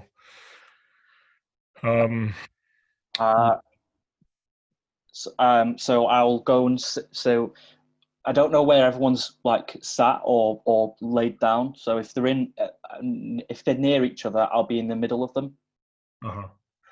I'm still stood up and just like just trying to make her feel better and say, oh, I'm so sorry, Stacey. I'll never let you go again. I'll take care of you. You'll feel better soon. I promise you. And I just keep trying to aid her and just keep stroking her. Sure. And so the rest of your watch passes with you spending the majority of your attention on that, on Stacey and looking after her. She's very fragile and very weak in your hands, and she occasionally wants to run along your fingers and run up your arm like she normally would. But the damage that she sustained in her sort of right side on those legs there, just won't let her. It's okay, Stace. I'll get either handbag or Plot can sort you out tomorrow. I promise. Mm-hmm. And that would conclude your watch, and you would have. So it's handbag next, isn't it? So I go over to handbag and wake him up gently. Handbag. Bucket one. Hello. Hello. I found Stacey. I don't know if you can do that now, but would you be able to help her out? She's a bit hurt. I can have a look. Just be really careful, handbag. She's really hurt. And I extend my one hand. I'm cradling her, like place her up. Okay. I need to be able to see her to be able to see what the problem is. You flame. I'm not gonna eat the mouth. So I picked up a torch earlier from the wreckage. I'll take that out and let you ignite it, and then I'll hold it. So I use produce flame to ignite the torch. Give the torch to Brian and have a look at the mouse. Can I do? Can I have a look to see how she is? Yeah. No longer with disadvantage, you'll be pleased to know. Yeah, it's a natural 20 on medicine. Okay, she's not doing good. She needs to be healed. She needs some time. Also, the injuries, the way that they're sustained. She's had her legs broken, and it wasn't by blunt force. They were snapped. Ooh. She's really hurt, handbag. Is there anything you can do? I can see that. Okay. I know the It's very sad, isn't it? It's like the parent trying to get into the emergency room, trying to. I know the small creature means something to you, and then I know that it would have a negative effect on your abilities if anything bad was to happen to her. So I will help you, and I'm just going to place one taloned finger upon her, and I will cast Cure Wounds. Okay. It's all right, Stace. Just let him touch you. Okay, I'm gonna. A one-armed lizard folk can do it. Yeah, and we'll say that she takes, we all want the mouse to live, so we'll say that she takes a full hit points. But I will say that the leg, the broken leg and the broken hand leg, I don't know my mouse etymology at all. They're not going to just magically reset. They're going to take some time to heal. And Hamburg, is there any, Brian would say that you kind of go to settle down to sleep now, kind of cuddling Stacey as best as you can, yeah? Yeah, I'm still against the wall again, so that she doesn't fall off me or anything like that. Yeah. She's going to need protecting, Bucket One. That's what I'm going to try and do. Oh, that's given me an idea, you saying that. I'll get the bucket and then I'll make a little bed for her. That's what I'm going to do. And then I'll do that and then set the bucket next to me and put my hand in the bucket, not on top of her, just next to her, and try and fall asleep that way. It's a shame that we're not streaming, or maybe we will in the future, but because that's some lovely fan art. If we ever got to that stage where people wanted to draw stuff, this gorgeous little bucket, Little mouse in it. little mouse in it with its broken leg and broken arm. Bless it. Hamburg, is there anything on your watch that you particularly like to do? Just yeah, as I sit watching, with I've taken the torch back from Brian and placed it somewhere so that I can actually see, because otherwise I'm a useless watch. And I'm just going to collect any little bits of wood or bone or debris and just start collecting pieces together. I have a project in mind of something that I want to use some of my rest time to whittle and create, but it's going to take probably quite a lot of long rests to be able to finish it. So okay, and if you PM me at some point, yeah. we'll talk that through. Okay, so your watch continues. Your passive perception is 14, right? Yeah. Good to know. So the rest of your watch continues, and you kind of, just by sort of figuring out how long you've been working, and there's no way to tell passage of day or passage of time here because you're just inside the dark belly of a whale. Also, that the rest of your watch passes uneventfully, and you begin to wake everybody up. And at that point, can we take a short break if everybody's okay to carry on playing? Because it is 10, but if you could just like another hour or so. But we'll just take a short break, just because I could do with a bathroom break. Yeah, same. I'll pause the recording. Wash your hands. Yep. And we come back refreshed, slightly lighter. So the longest rest ends, and I don't want to tell you too much. I don't want to dictate characters too much, but I imagine Handbag, you begin to wake everybody, yeah? Mm-hmm. And Shikshin, as you go about your sort of morning business, sort of going through your bag and sorry, pal, going through your bag and getting your daily rations, which you haven't really been sharing with, other than with Brian yesterday with his mouse. You reach for your ration pack, and they are all gone. Oh shit! Okay, I'm gonna look around. I want that Gollum on the side of the cliff moment. You're gonna be like, who took my fucking Who took my fucking lembas bread? Who do I need to mess up? Crumbs on his jacket, sis. Yes, so if you want to start investigating, then go ahead and I do, absolutely. I'm looking for crumbs, I'm looking for anything.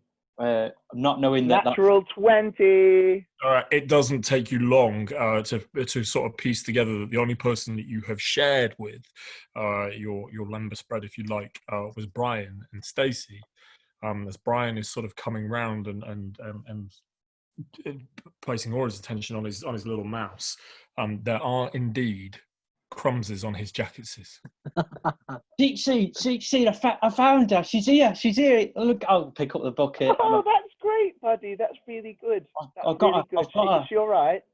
She's a little bit hurt. Handbag helped me out, and she's feeling a little better, but she still needs some rest. So I'm gonna. We need to. I'll quieten down a bit. She needs to rest. So. Yeah, she should. And you've got to be feeding her, haven't you? Yeah, thank you for giving me that little bit of ration yesterday. I did give you a little bit of ration. Yeah.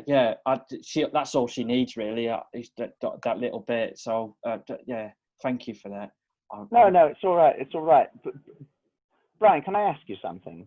And they are literally like in his teeth. You know, like it's like in his hair that he is covered in crumbs. He doesn't know. Brian has You're no. making me be so mean. Yeah, go on. What's the question? Well, look, Brian. Do you know what? I'm just going to. Thank you for helping me yesterday as well. You were helping me. Yeah, look. Yeah, it's all right, Brian. It's all right. It's all right. I am really happy that Stacey's been found. I am, but look, those rations were for everyone. They were for everyone because we are stuck inside a whale and we don't know where the food is coming from. And yeah, I think what you've done is very selfish. Yeah, they're for everyone, but what? That you've eaten them, Brian. Look at yourself. No, you hardly covered your tracks. And then I just like to reach into his person and pull out the biggest chunk that I can find, that's visible. You know, just the biggest bit. Look at all this. What's this then? I don't. What you, Hang on. Wait, you're saying you definitely didn't eat them? Can I do like an insight check? Because he sounds very truthful to me. I didn't eat fuck all. I'm still fucking hungry. I've not. The only thing I've ate is that soup. Still hungry? Yeah. The only thing I've eaten is that soup, and then I give a little bit of that ration to Stacey. I've not had anything else apart from that. I mean, if you make a persuasion check contested against an insight check, by all means. He sounds very honest to me, and I don't think Brian. Well, no offense to Brian, but I don't think he's smart enough to lie well. Like, Brian, not smart enough. Like, I think he's very honest. Brian, do you want to use deception or perception or persuasion? Persuasion. You don't want to use deception, Brian? No, because do I have any recollection of me eating anything? You tell me. You're the one with crumbs on his jacket, sis. No, I'm going to use persuasion for that reason. That's how many times I've been bloody. What do you call it? RDM likes to use mind games. Did I do that? Did my character do this? I love playing mind games. Insight. Do you want me to roll insight, or is it just the persuasion? Yeah, sure. Yeah. What's your persuasion? It's a natural 20. I got 18 for insight. Yes, okay, guys. Well, despite the overwhelming evidence, you decide to trust this guy. Right. Well, it does leave. And the only other suspect would be Stacey.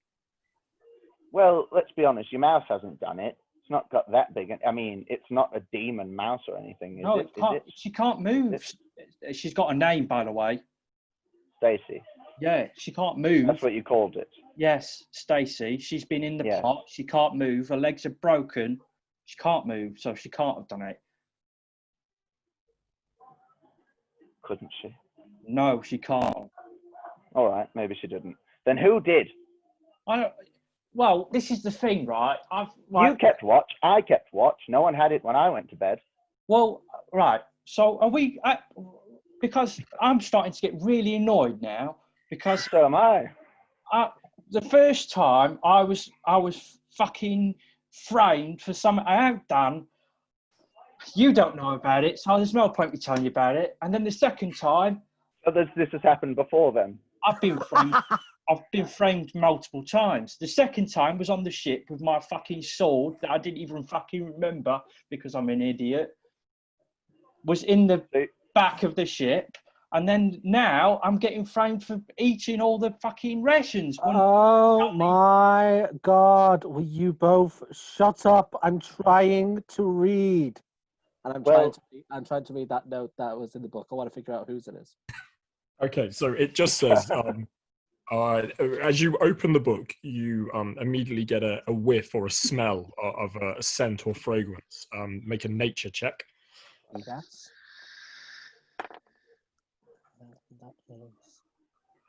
That's 11. It's a flowery fragrance, but you can't quite put your finger on what the smell is.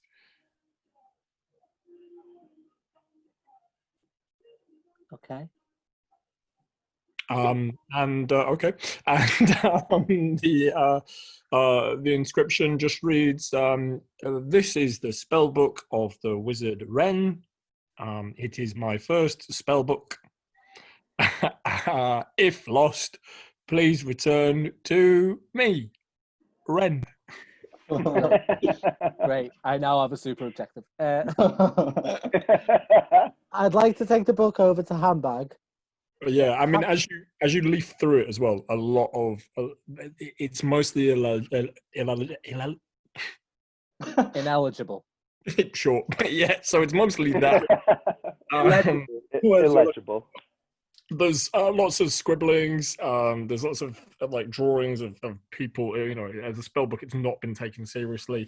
There are a couple of like minor spells or cantrips, like guides on how to cast light or dancing lights or charm person. Feather falls in there. This is a wizard spell, wizard spell book. Just little spells like that. There's a picture of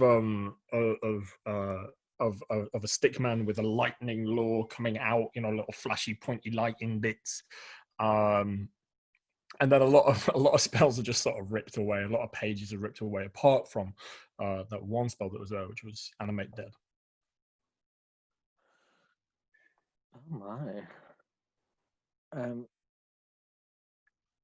This seems like a really weird spell book to go from such a childish nature to suddenly having Animate Dead in it. I'd like to take it over to Handbag and ask him if he recognises the scent. Handbag, do you recognise the scent? Sniff it. Okay. And I'm going to take a big sniff. Okay, make a nature check. And do better than me. This is that is a 19. Yeah, you know the smell, you know the flower, and I reckon, Ben, you could probably tell me what the flower is. Oh, it's lavender. It's lavender. It is indeed lavender. Oh my god. Sorry, it's fragrance Penny's with dropped, Gareth. Yeah. Yeah. I was considering with the name, but I've not made the connection. No, and you won't. Yeah, and you certainly won't, because it's me being naughty and it's me referencing something from another game. another life. A little Easter egg. Yeah. So I'm not going to be able to retain this book. Oh well. You might. Yay! not where he was headed. That's a wicked cliffhanger. So I'm assuming Handbag has told me this. That it smells of lavender. Lavender, yes. It's a very pleasing scent. Okay. Oh, of course. Thank you, Handbag. And then I turn my attention to these two idiots. Right, what are we arguing about? What's the problem? Well, first of all, should we have breakfast? And oh wait, no, we can't. Brian's eaten all the food. What probably. food? I didn't even realize we had food. Yes, I was keeping rations for a time when we were stuck inside something. We might need some, some preservative food. You were keeping rations. Yeah. You were keeping rations. You never said you were hungry. Oh, I'm sorry. I didn't realize that was something I had to say out loud. We've been stuck on a raft for God knows how long, and then we end up in some kind of ridiculous fight with some shark-riding goblins, swallowed by a whale, and then we resort to eating some freakish man's shark soup. Do you not think for a second, you are the smartest dumb elf I have ever had the misfortune to come across? You're hysterical. Calm down. Look, because I'm hungry. You're getting hysterical. This is a lot. Look, we were on a ship 8 hours ago, give or take, and we were getting fed food. There hasn't been need for these rations. Was it 8 hours? It's about 8 hours since the ship, right? No idea. We're inside a 2 days. 2 days. 8 hours. Sorry, yeah. I'm still waking up. This is a lot. I apologize. I'm just a little bit hungry. Thank you. You're also a dick, but I'm sorry. Oh, sorry. I was just about to apologize. Jebediah did say that he had some other supplies. There might be some in the wreckage. Well, we better have a look around because look, and just in my defense, Brian has crumbs all over his face. Look at him. Brian, did you eat all the rations? No, I didn't eat the rations. Well, your face says something very different. Yeah. You've got crumbs on your jackets. He has crumbs on them jackets. Well, it's either you or the mouse, isn't it? And are you telling me it was Stacey? She's some demented gobbler telling mouse. Well, do you not No. believe? Do you not believe me with a natural 20 persuasion before? I So I do don't believe you. I do How is believe your you. small friends this I morning? didn't see this natural 20. All right, all right.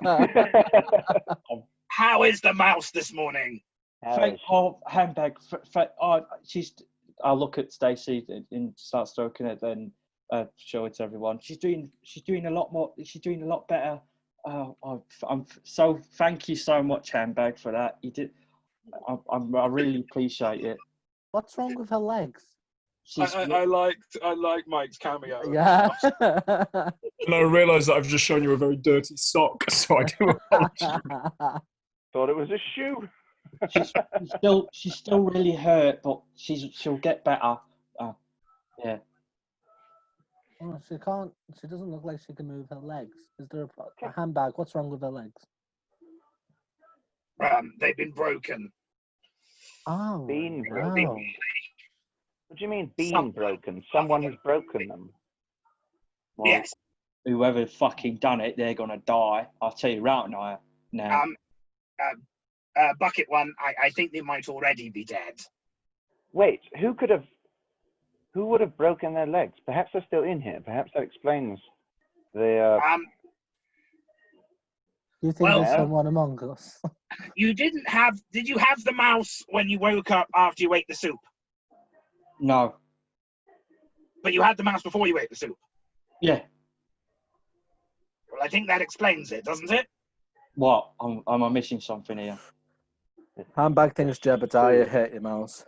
Thank you, Clark. Oh, that's sad. Sometimes Can I look at the mouse? later. Can I look at the mouse kind of suspiciously and see if I can get any sense of anything that might be going on with it? I think there's something going on with that mouse. I think you're up to something. I'll make an insight check on the mouse. It's Jebediah. 17. She looking at this, Stacey. So like, I can just tell you care about her already. Oh, I do. She's a part of the team. Yeah. Do you hear that, Stacey? You're part of the team. Oh, Yeah. She looks she looks injured, scared, and vulnerable. She looks like Nothing out of the ordinary. Her eyes, when her eyes fall on Brian, they are far more soulful and meaningful than when her eyes fall elsewhere. The connection between the two of them is tremendous, and there's an enormous amount of respect and care. Okay. In a young. That win me over. I think I'll take that. Be humbled. And go, Oh. all right. maybe we could make some kind of tiny splints for her legs. That's what I was going to ask you, Sheetsy, because you're very good at like your little tricky little things you do, and I don't know, just things I've noticed over the couple of days I've known you. But Handbag's a really good whittler as well. I'm sure Handbag can whip something up between the two of you. Yeah, let's do it. Let's make some mouse. What do you call them? Okay, Splints. so yeah, Splints, so thank you. I think if we're going, well, I think we need to talk to the whale and just say everything's all right now, and then we'll go over to the ship. I love D&D.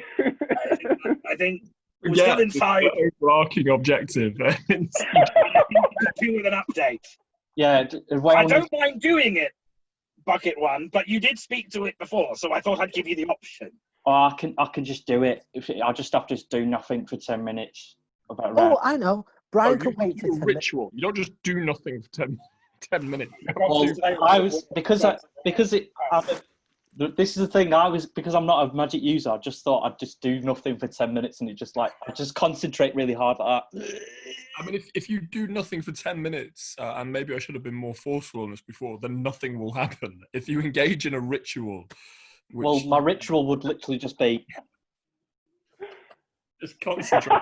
Yeah, because he doesn't. I'm not.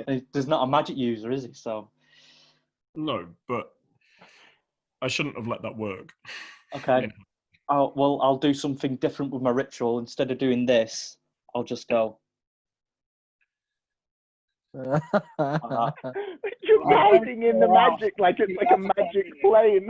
Yeah, that's what he's doing. That's what Brian's doing. Yeah, remind me next time to kill your mouse. Whilst Brian's doing that, can we get started on the splints? Yeah, absolutely. Yeah. So Yeah. Brian's doing that. You guys are making splints. So make a survival check. Is With that like assisted by all of us, or? it's assist. Well, it depends. How are you assisting and what are you doing? I think So how you describe the splints will determine whether you get advantage and whether the DC is lower. I'm assuming that. Well, not I'm assuming. I'll kind of tell not Brian. I'll kind of tell Handbag to whittle the splints himself because I know he's good at that. Sheik Sheen can provide the rope and then the sort of any sort of guy. yeah, but any sort of like winches or anything that could be used to make it more comfortable and movable for her. And then I'm just kind of supervising, telling them what to do. Right. I'm going to get 2 little bits of metal. I'm going to use my Smith's tools and get 2 little bits of metal and sort of make semi-functioning little robot mouse legs that can sort of be attached with a harness over its back. I mean, that's going to take you a long time. It's tiny. It's just a couple screws. He's Okay. got a workshop going on. I just love the fact that you've got tools. I need my tools. You've got rope, metal, iron. Hang on. And a cape of flesh. And that jacket of flesh. In fairness to me, the character creator does say you can start with a Dungeoneer's pack, which is the rope thing, and I get the Smith tools with the artificer. Yeah, but in fairness to you, I have no problem with that. But from an outside's eye, you are essentially carrying around a serial killer's toolkit. Oh God, am I Dennis? I've got a flesh glow. Oh no! It's more impressive that through everything that's happened, you've still got a backpack. Yes. That's the bit that's impressive. Come prepared. I need it. I've got to make ammo while I rest. Okay, Shin, roll a. What am I doing? We'll say it's your tinkering tools. So roll Smith's tools.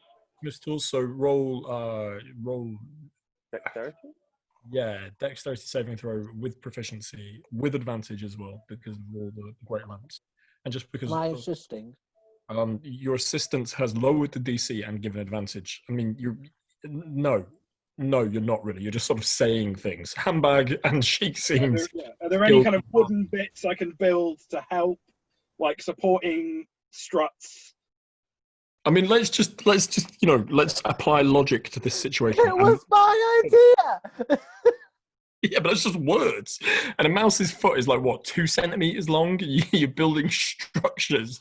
This poor mouse is going to be like those really horrific back braces. By the time you guys are done, have you ever seen the suits of armor you can get for a guinea pig? That's what I'm. I mean, we could just cast Cure Wounds again, but where's the fun in that?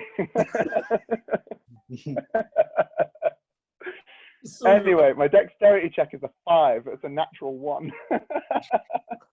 So if you want this to happen within 10 minutes, rather than a Oh, wait, sorry, it's with advantage. It was 2 natural 1s in a row. Sorry. Okay, but if you want this to happen within the space of 10 minutes, what you actually, despite all of this sort of A-team shit that you've gone for, what you end up with, it really is the equivalent of a lollipop stick just strapped to a mouse. Job done, boys. Job done. It will do the job. It will keep her legs safe. She can't walk with it. She's going to have to be carried. Yeah. It was 2 5s. It's just 2 really crude lollipop sticks tied to her legs. Yeah. When it came to I'm concentrating on her, so I can't. Yeah. I love all of the work that went into it though, just for 2 little sticks.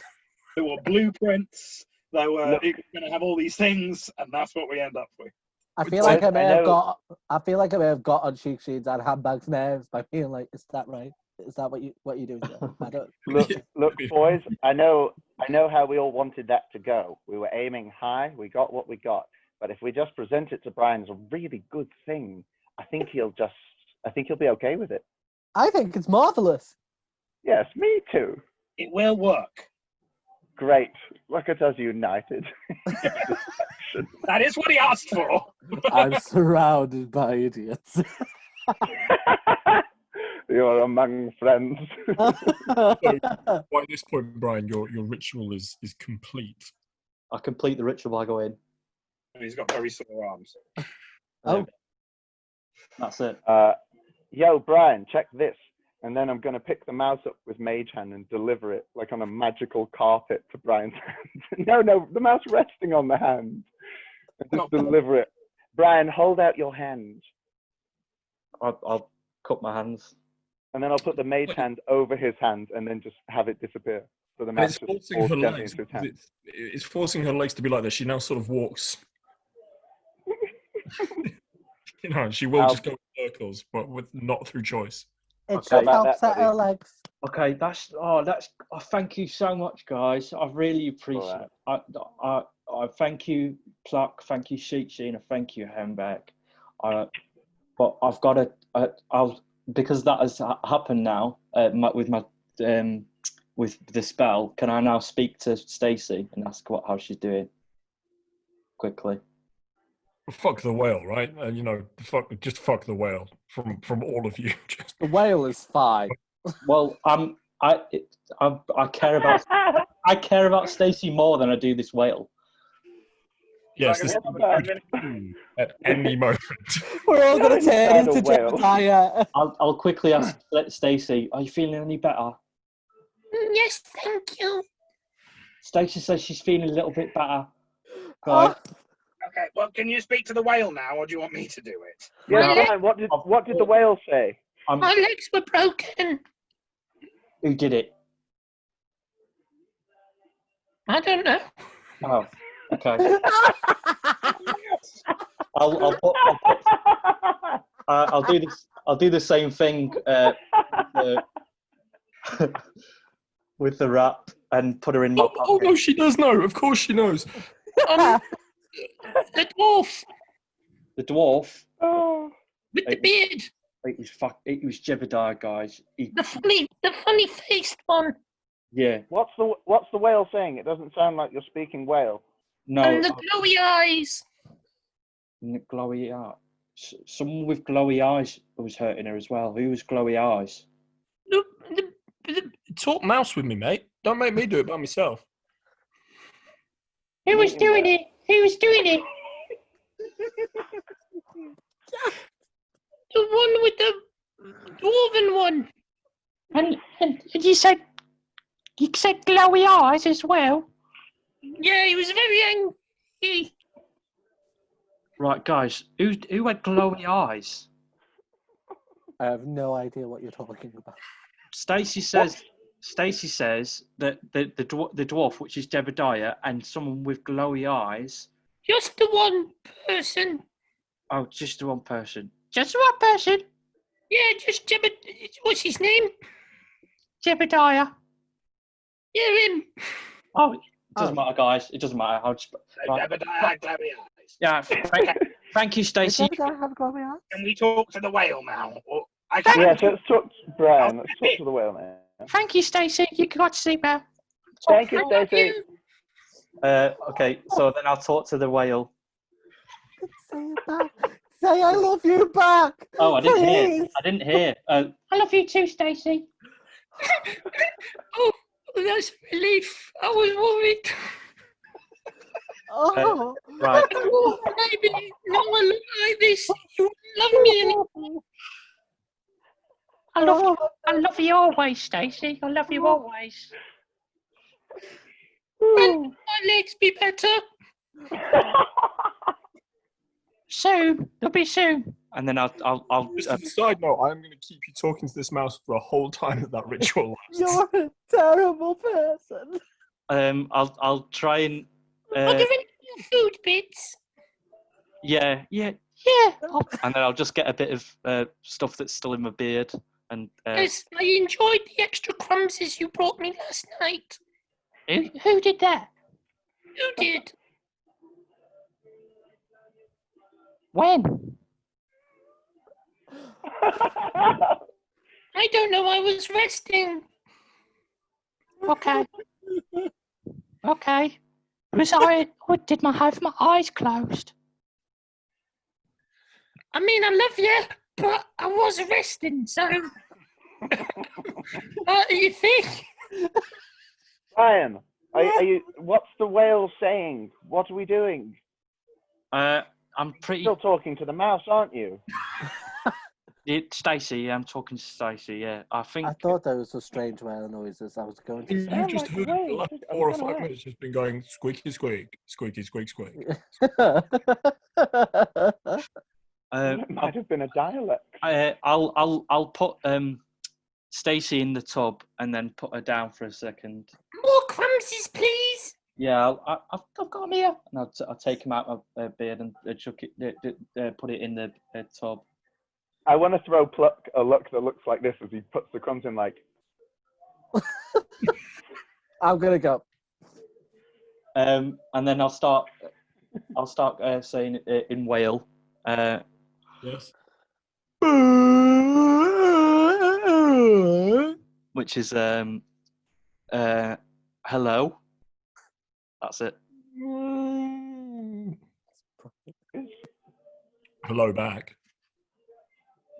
It's me. It's me again. And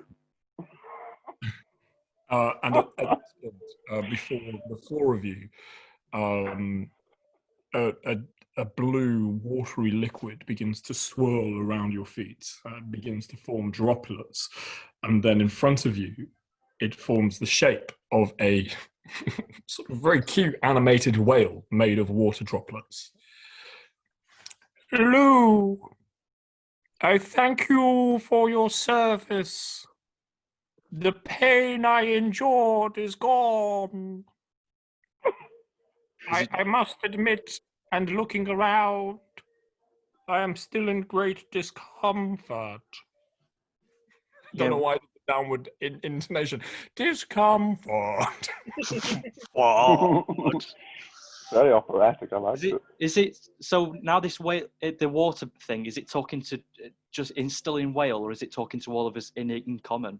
It talks in Aquan, and I don't know if anyone has Aquan as a language. I would be amazed if you do. Wow. Realizing that you don't, it shifts to common. I am Balua, the spirit of the whale. Hello, Balua. Balua. Balua. Hello.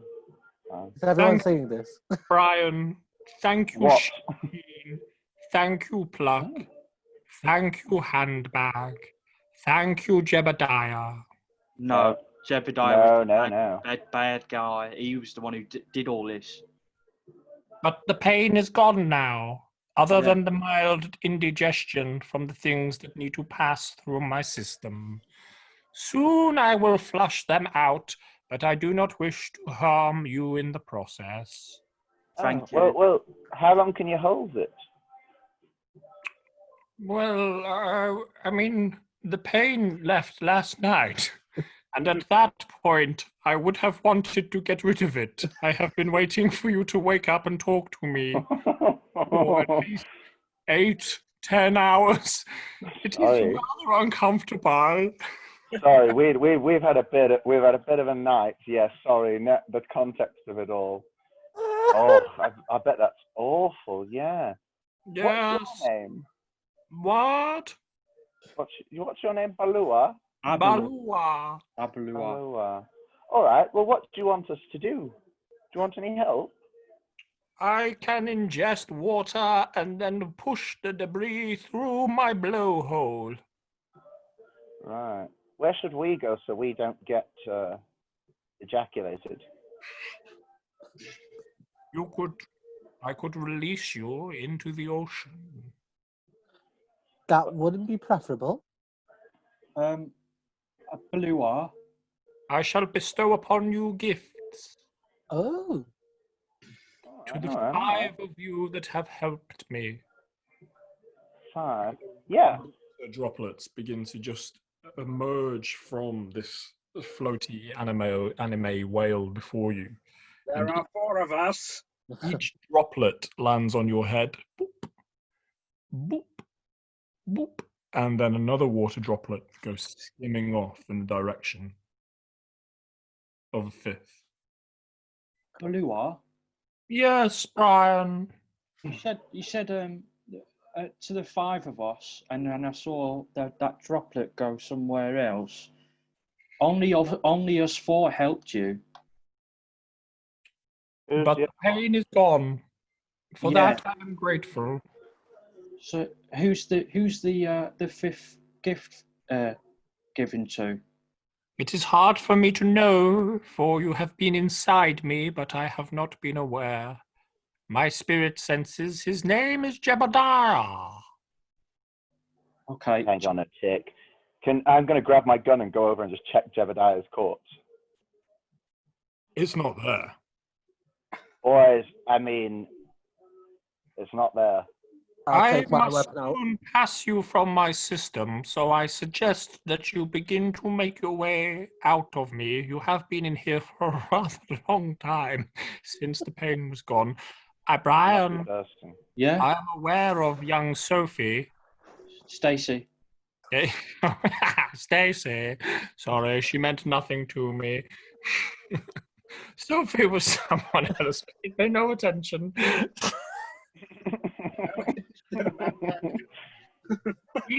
You will need to give her a share of your droplet too. Yeah. How do I do that? Rub your forehead. Grab it. No. Rub it. I'll start rubbing my forehead. I mean, can anyone help here? I feel like it's really quite clear. Ryan, rub the mouse on your forehead. Just take a little bit of the water off there and put it on And Stacey. put it on the mouse. And then Or just put the mouse on your head. Don't put the mouse on your head. What? It's the same thing. No, we don't want any more injuries. You don't want to use it as a moisturizer, do you? I'll rub my hand across my forehead and then gently touch Stacy. Like a loofah. It is done. Brian, for your kindness to both Stacy and Sophie and and myself, I also begive you. That's not It doesn't matter. I also give you this, and a new tattoo begins to form. You feel it tingle on your back. It is the shape. You can't quite see it. You would need someone to have a look, and you'd have to pull down whatever clothing is there.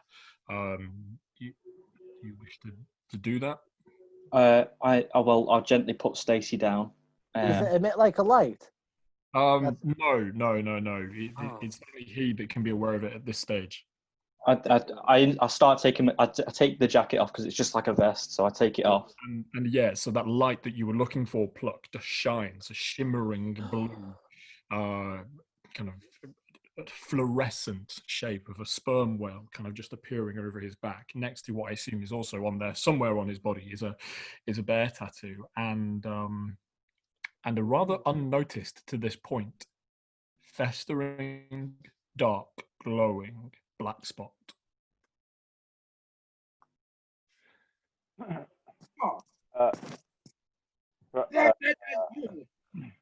Brian?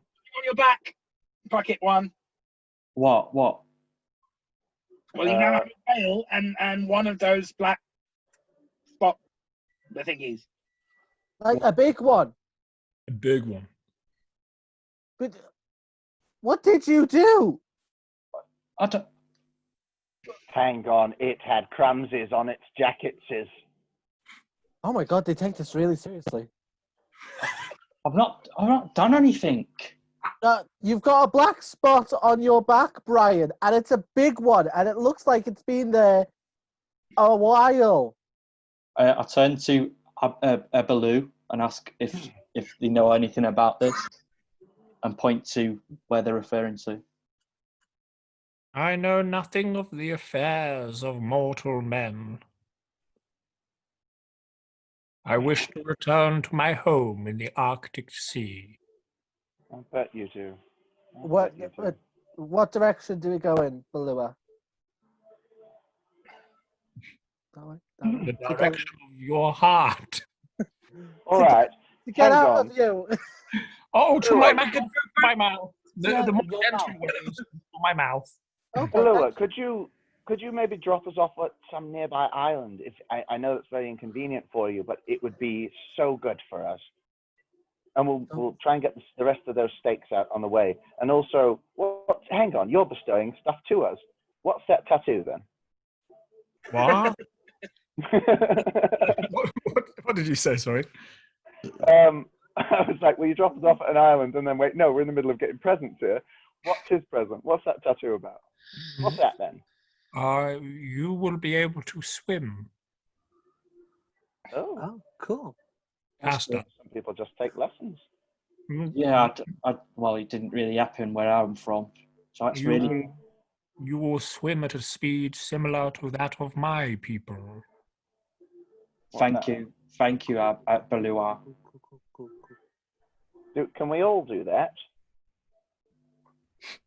No. Well, Let's not All be right. picky The with the gift of spirit of the water wind. upon your head will allow you to hold your breath underwater yeah. for a time. I mean, don't do it forever. You will die. But Yeah. So would you, you know. yes, I must too return to the surface. I have been Yeah. up and down. You've been terribly busy sleeping and resting while I've been here flopping around in pain. Well, Have you been near an come island on, whale. before? Yes, I can deliver you to an island. Oh, There is thank you. nearby. That would be great. I will not be able to swim too close for fear of being beached. Absolutely understandable. Yeah. A real problem for your people, I hear. Yeah. Mm-hmm. Yeah. Make your way to the front of my mouth. We are nearly there. And with that, the little whale anime creature just sort of swims off in the direction, flies off in the direction of where you once came in. Thank you, Balua. I elbow Okay. handbag. Say thank you. Thank you. Can I just retcon and say that I found a way of bringing the chassis with me if it was Brian carrying it? Yeah, I mean, if you Can I put it in a bag of holding? I assume if you've broken it down into pieces or sections, then Yeah, you I'd could do that. the bag of holding. Yeah. Cool. I'll do that. So when he said we're nearly here, I'm really quite... I think it's a conversation for later, but I'm really quite worried about that because I don't know what's going on there. So I'll put the jacket back on. And then, should we have a quick look at that? What we were talking about before? Should we have a quick look at that before we get to the island or not? I'm not gonna lie. I think we should probably get out of here. It sounds like that weirdo Jebediah is still alive. So Yes, keep your let's weapons leave. close. Yeah, I'll put Stacy in my pocket, and I'll take the pots as well and put it on my belt. Okay. So as everybody else moves towards the entrance of the whale, Brian, you one last time look back over to the sort of area of the sunken ship or the broken ship and the area that was giving you unease, and a glowing light, just singular light, just catches your eye. Guys, what's that? Before you even say a word, can you make a wisdom saving throw? Yeah. Oh no.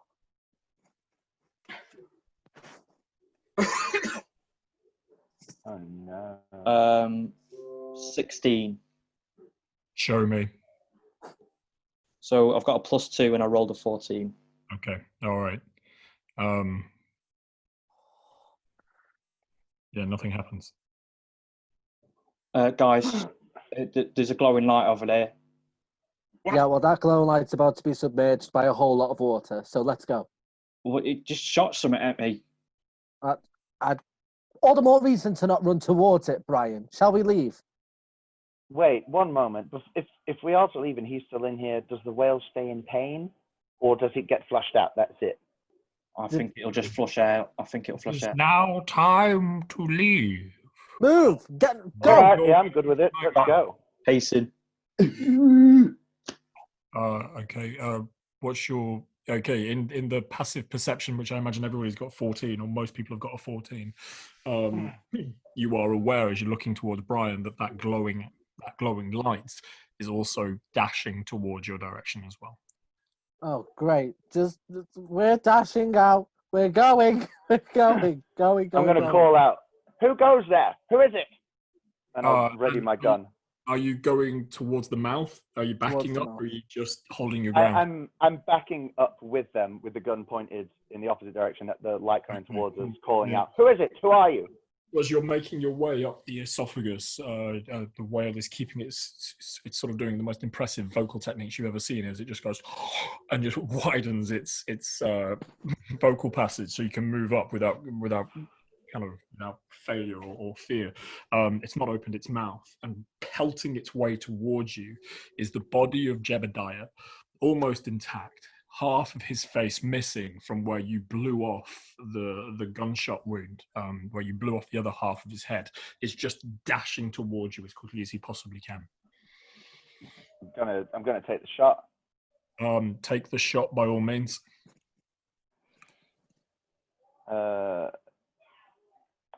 That's 22 to hit, 15 plus 7. Yeah, that hits. Yeah, roll damage. Do we want to roll initiative, or do we want to leave it there for next week? I'm happy either way. I'm fine with everyone's decision. It won't. I don't think it'll take long. I've got a later start anyway at work tomorrow, so Let's kill this motherfucker. I've hit. I'm going to do a Thundermonger, if that's cool with you, Mike. So we roll initiative now. Yeah, roll initiative then. Yeah, cool. Shall I put it in the chat? Yeah, if you tell me, I'll type it in. I don't mind. Okay, I rolled a 14. I got 16. 17. Okay, so Jamie, you're going to go first because you called your thing, and then we'll go into the initiative, and then he's going to take his turn, and then and go into that order. Okay. Wonderful. All right, I've taken my shot. It's a Thundermonger. I'll roll damage. So that's 14 plus 5, 19. 19. Okay, yeah. Sorry, 19 points of damage. Yeah. Okay, yeah, cool. And I use my bonus action to reload. And Sure. go, bring him down! So at this point, I would say that in the sort of order of things, you've got Brian and Pluck that were stood towards or making their way down their esophagus.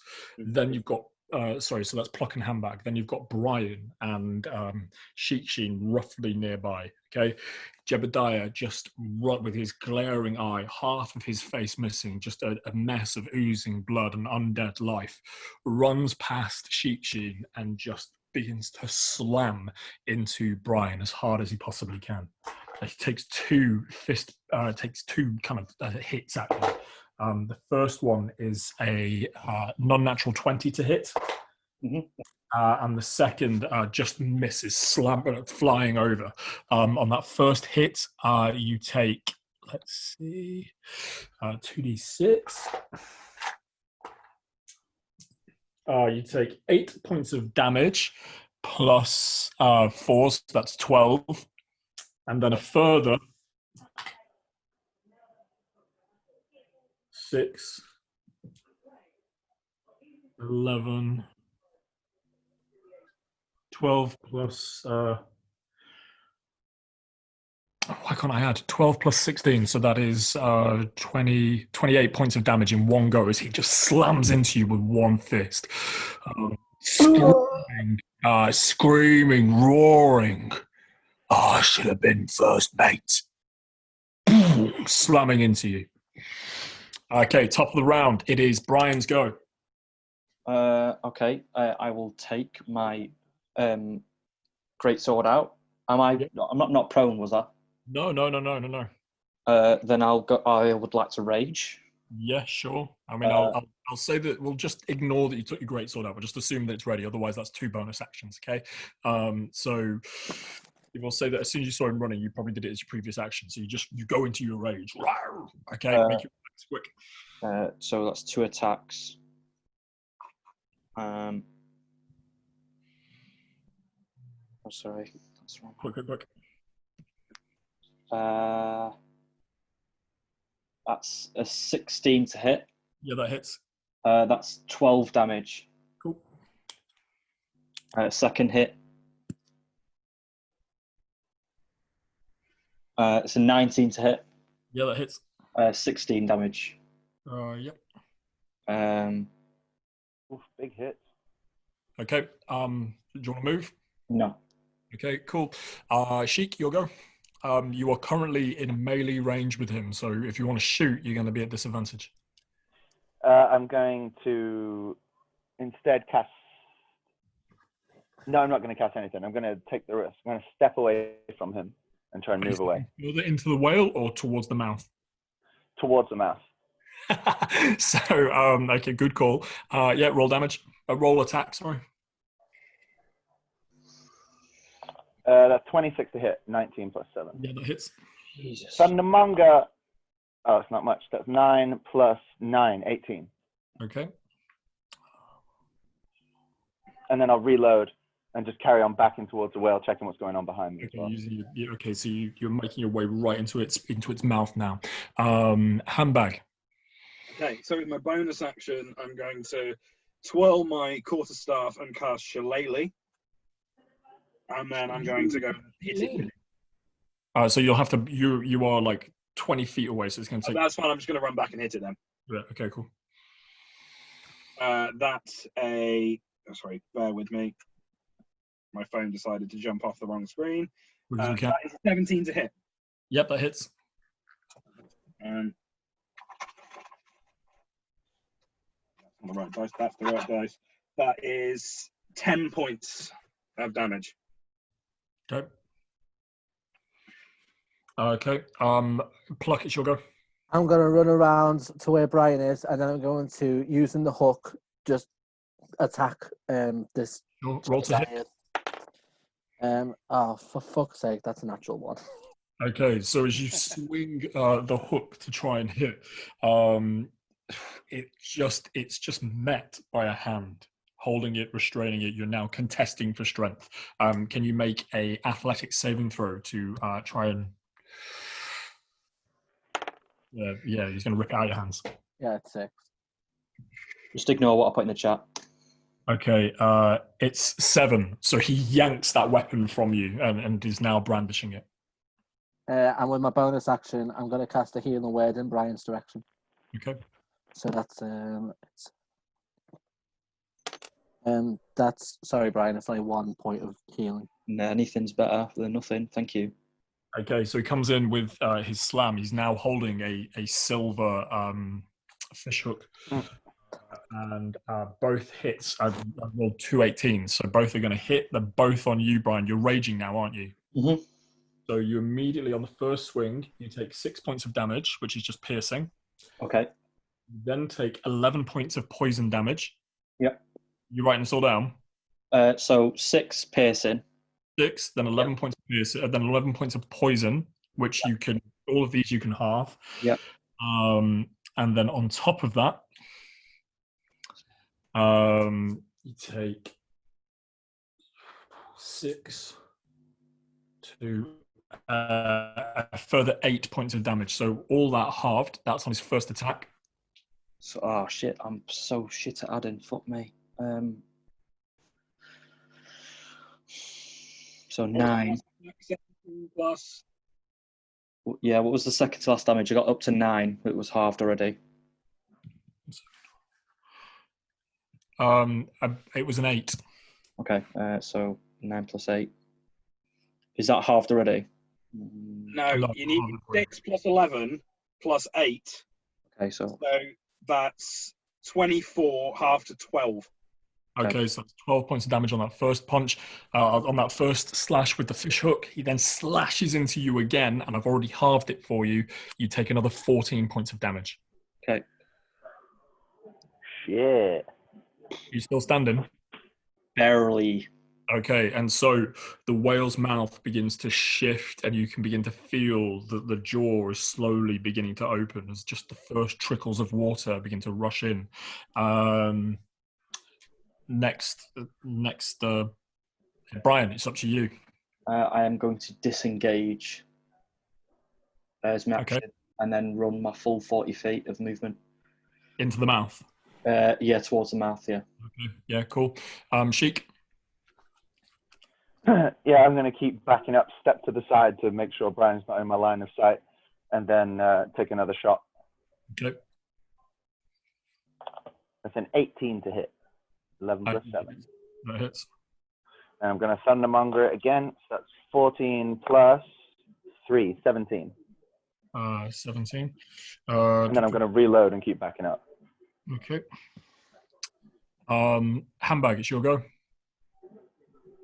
I'm going to try something crazy. Don't think it'll work. I'm going to Crazy. I'm Crazy. going to throw my hands and I'm going to cast Dispel Magic and try to whatever is brought him back and keeping him alive. I'm going to try and stop it. Interesting. I don't know what level spell it would attribute to, but it negates anything up to 3rd level. Then anything after that, it's a ability check. Okay, so you put your magic out, you put your hands out, and you reach in, and you feel a darker magic at work here. At first, you feel that the magic that you're trying to send out is blocked by its physical form, which it's currently inhabiting. And then you can detect underneath that there is something far greater in the soul of this creature. Dispel magic does nothing. Okay, that's it was worth a shot. There is and I'm really sorry because there is the rules are very clear. There is one spell, but I can't tell you any more than that. No, don't worry. That is absolutely fine. It was worth a shot. That's all I can do because that was my action. So that's all I'll do. I'll stay where I am because otherwise I'll get hit. Okay. Pluck, it's up to you. So this undead creature is at the mouth's behind us. He's at the sort of entrance backwards. Brian's over there. Sheen's over there. They're about 40 feet away. Handbag is next to me, yeah? Yeah. Okay, so I'm going to position myself in front of the creature. I'm going to, as a bonus action, cast a bardic die. Say, handbag, hold on. And then I'm going to cast Thunderwave. To knock him back, he needs to do a Constitution saving throw of 15. Yeah, he fails. Okie doke. So he takes 2d8 thunder damage and he's pushed back 10 feet. Okay. So he takes 3. He only takes 4 points of thunder damage, but he's pushed back 10 feet. Handbag will have to do the same because he's in the 15-foot cube. But I gave you a bardic die of inspiration as well, handbag. Okay. Con save. 15. I'm going to fail even with the bardic die. I only rolled a 2. So handbag's pushed back and he takes 6 points of damage. It'd be the same amount of damage, so it'd just be. Oh right, sorry. So whatever you got. Just be 4 points of damage. So on his turn, so he's back 10, put 40 feet distance between the two of you. He's going to run past Pluck. He's going to run past Handbag. He's going to run past Sheen. Get within 20 feet of you, Brian. And can you make a wisdom saving throw as its eye, one remaining eye, just stares within to you? Is it a charming effect? It's no. Or frightening? No. Not yet. Okay. Just because if it's frightening, I'm immune to that. Yeah. Or charming. Sorry. So wisdom save. Yeah.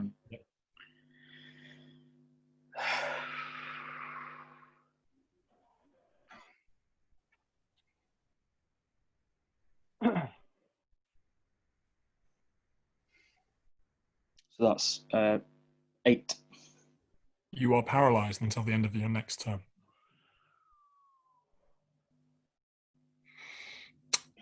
Brian, it's your go, and you try to move, but the look that this thing gives to you, it just completely stops any potential that you have for movement. You're not frightened, you are paralyzed, very specific. It ends at the end of next turn, and as your turn ends, you begin to shake off and regain control of your body. You feel a fear now come rising up all over your skin, and you immediately shake it off, your hand gripping onto your greatsword greater. He's within 20 feet of range, but it's now Sheen's turn, and we are at the start of round 3. And I would say that the whale's mouth, now the jaw, the water is about at your sort of knee height, so movement now is getting difficult, and if people want to go or leave, they're going to have to get out of the whale pretty quick, otherwise they're just going to get pushed down back into the belly. Right. How far away am I from the actual entrance of the mouth now? The lips of the mouth? You are about 40 feet. About 40 feet. I think, Okay. yeah. You said Brian's right at the front of it. Yeah. And he ran free from where you were. So no, you'd be 20 feet because you were backing up. I'm really sorry. That's okay, just checking. Then I'm gonna go, come on boys, time to go. I'm gonna take one last shot at the at Jebediah. You're now shooting up the whale in the direction that you're moving towards, yeah? What'd you roll? I rolled a 12, 5 plus 7. A 12, no, that misses and just slams into the whale's mouth, which is now open. The bullet just whooshes through. You're okay. And you're making your way to the front. Yeah, I'm going to reload it, and then if I'm only 20 feet from the exit, I'm just going to start making for the gap. That's my last shot. I'm getting out. Sure. Handbag, you'll go. I'm going to dash for the mouth, so I will take all of my movement, take the dash action. You with 30 feet of movement, you would I'd say that you 10 feet further down. Yeah, but the mouth is opening, so you'd be okay. 30 feet you'd be okay. 30 feet I can do it without dashing. Okay. Okay. You got pushed 10 feet back, didn't you? Yes, that's why I said it. Yeah, no, you're gonna have to dash. Yeah. I'll dash it and run. Okay. And throw myself out of the mouth. Look. I'm going to use my feline agility to double my speed and get up to Brian. And then I'm going to put my hands on either side of his head and cast Cure Wounds at a second level. So that's so that is 11 points of health for Brian. Did you add your charisma to that? No, I didn't. So that's 15 points for Brian. Nice. And then I'm going to say,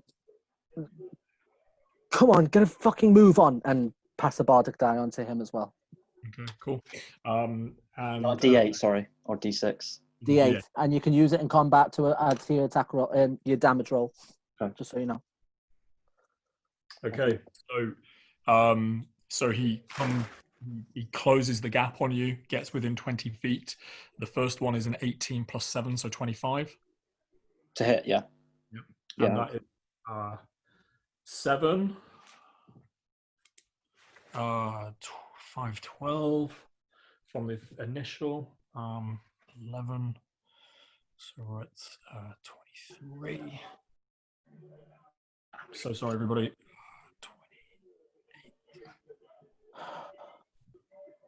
28. 6. 34. So we're at 34 points of damage, which is halved to 17. Oof.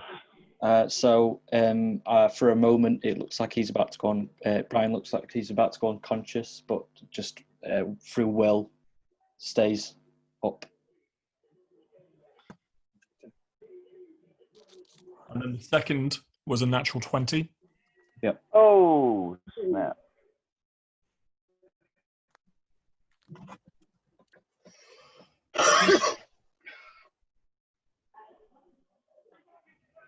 And he takes 27 points of damage, not halved, because you're no longer raging, and it was a natural. So sorry. I'm so sorry. I've worked that out wrong.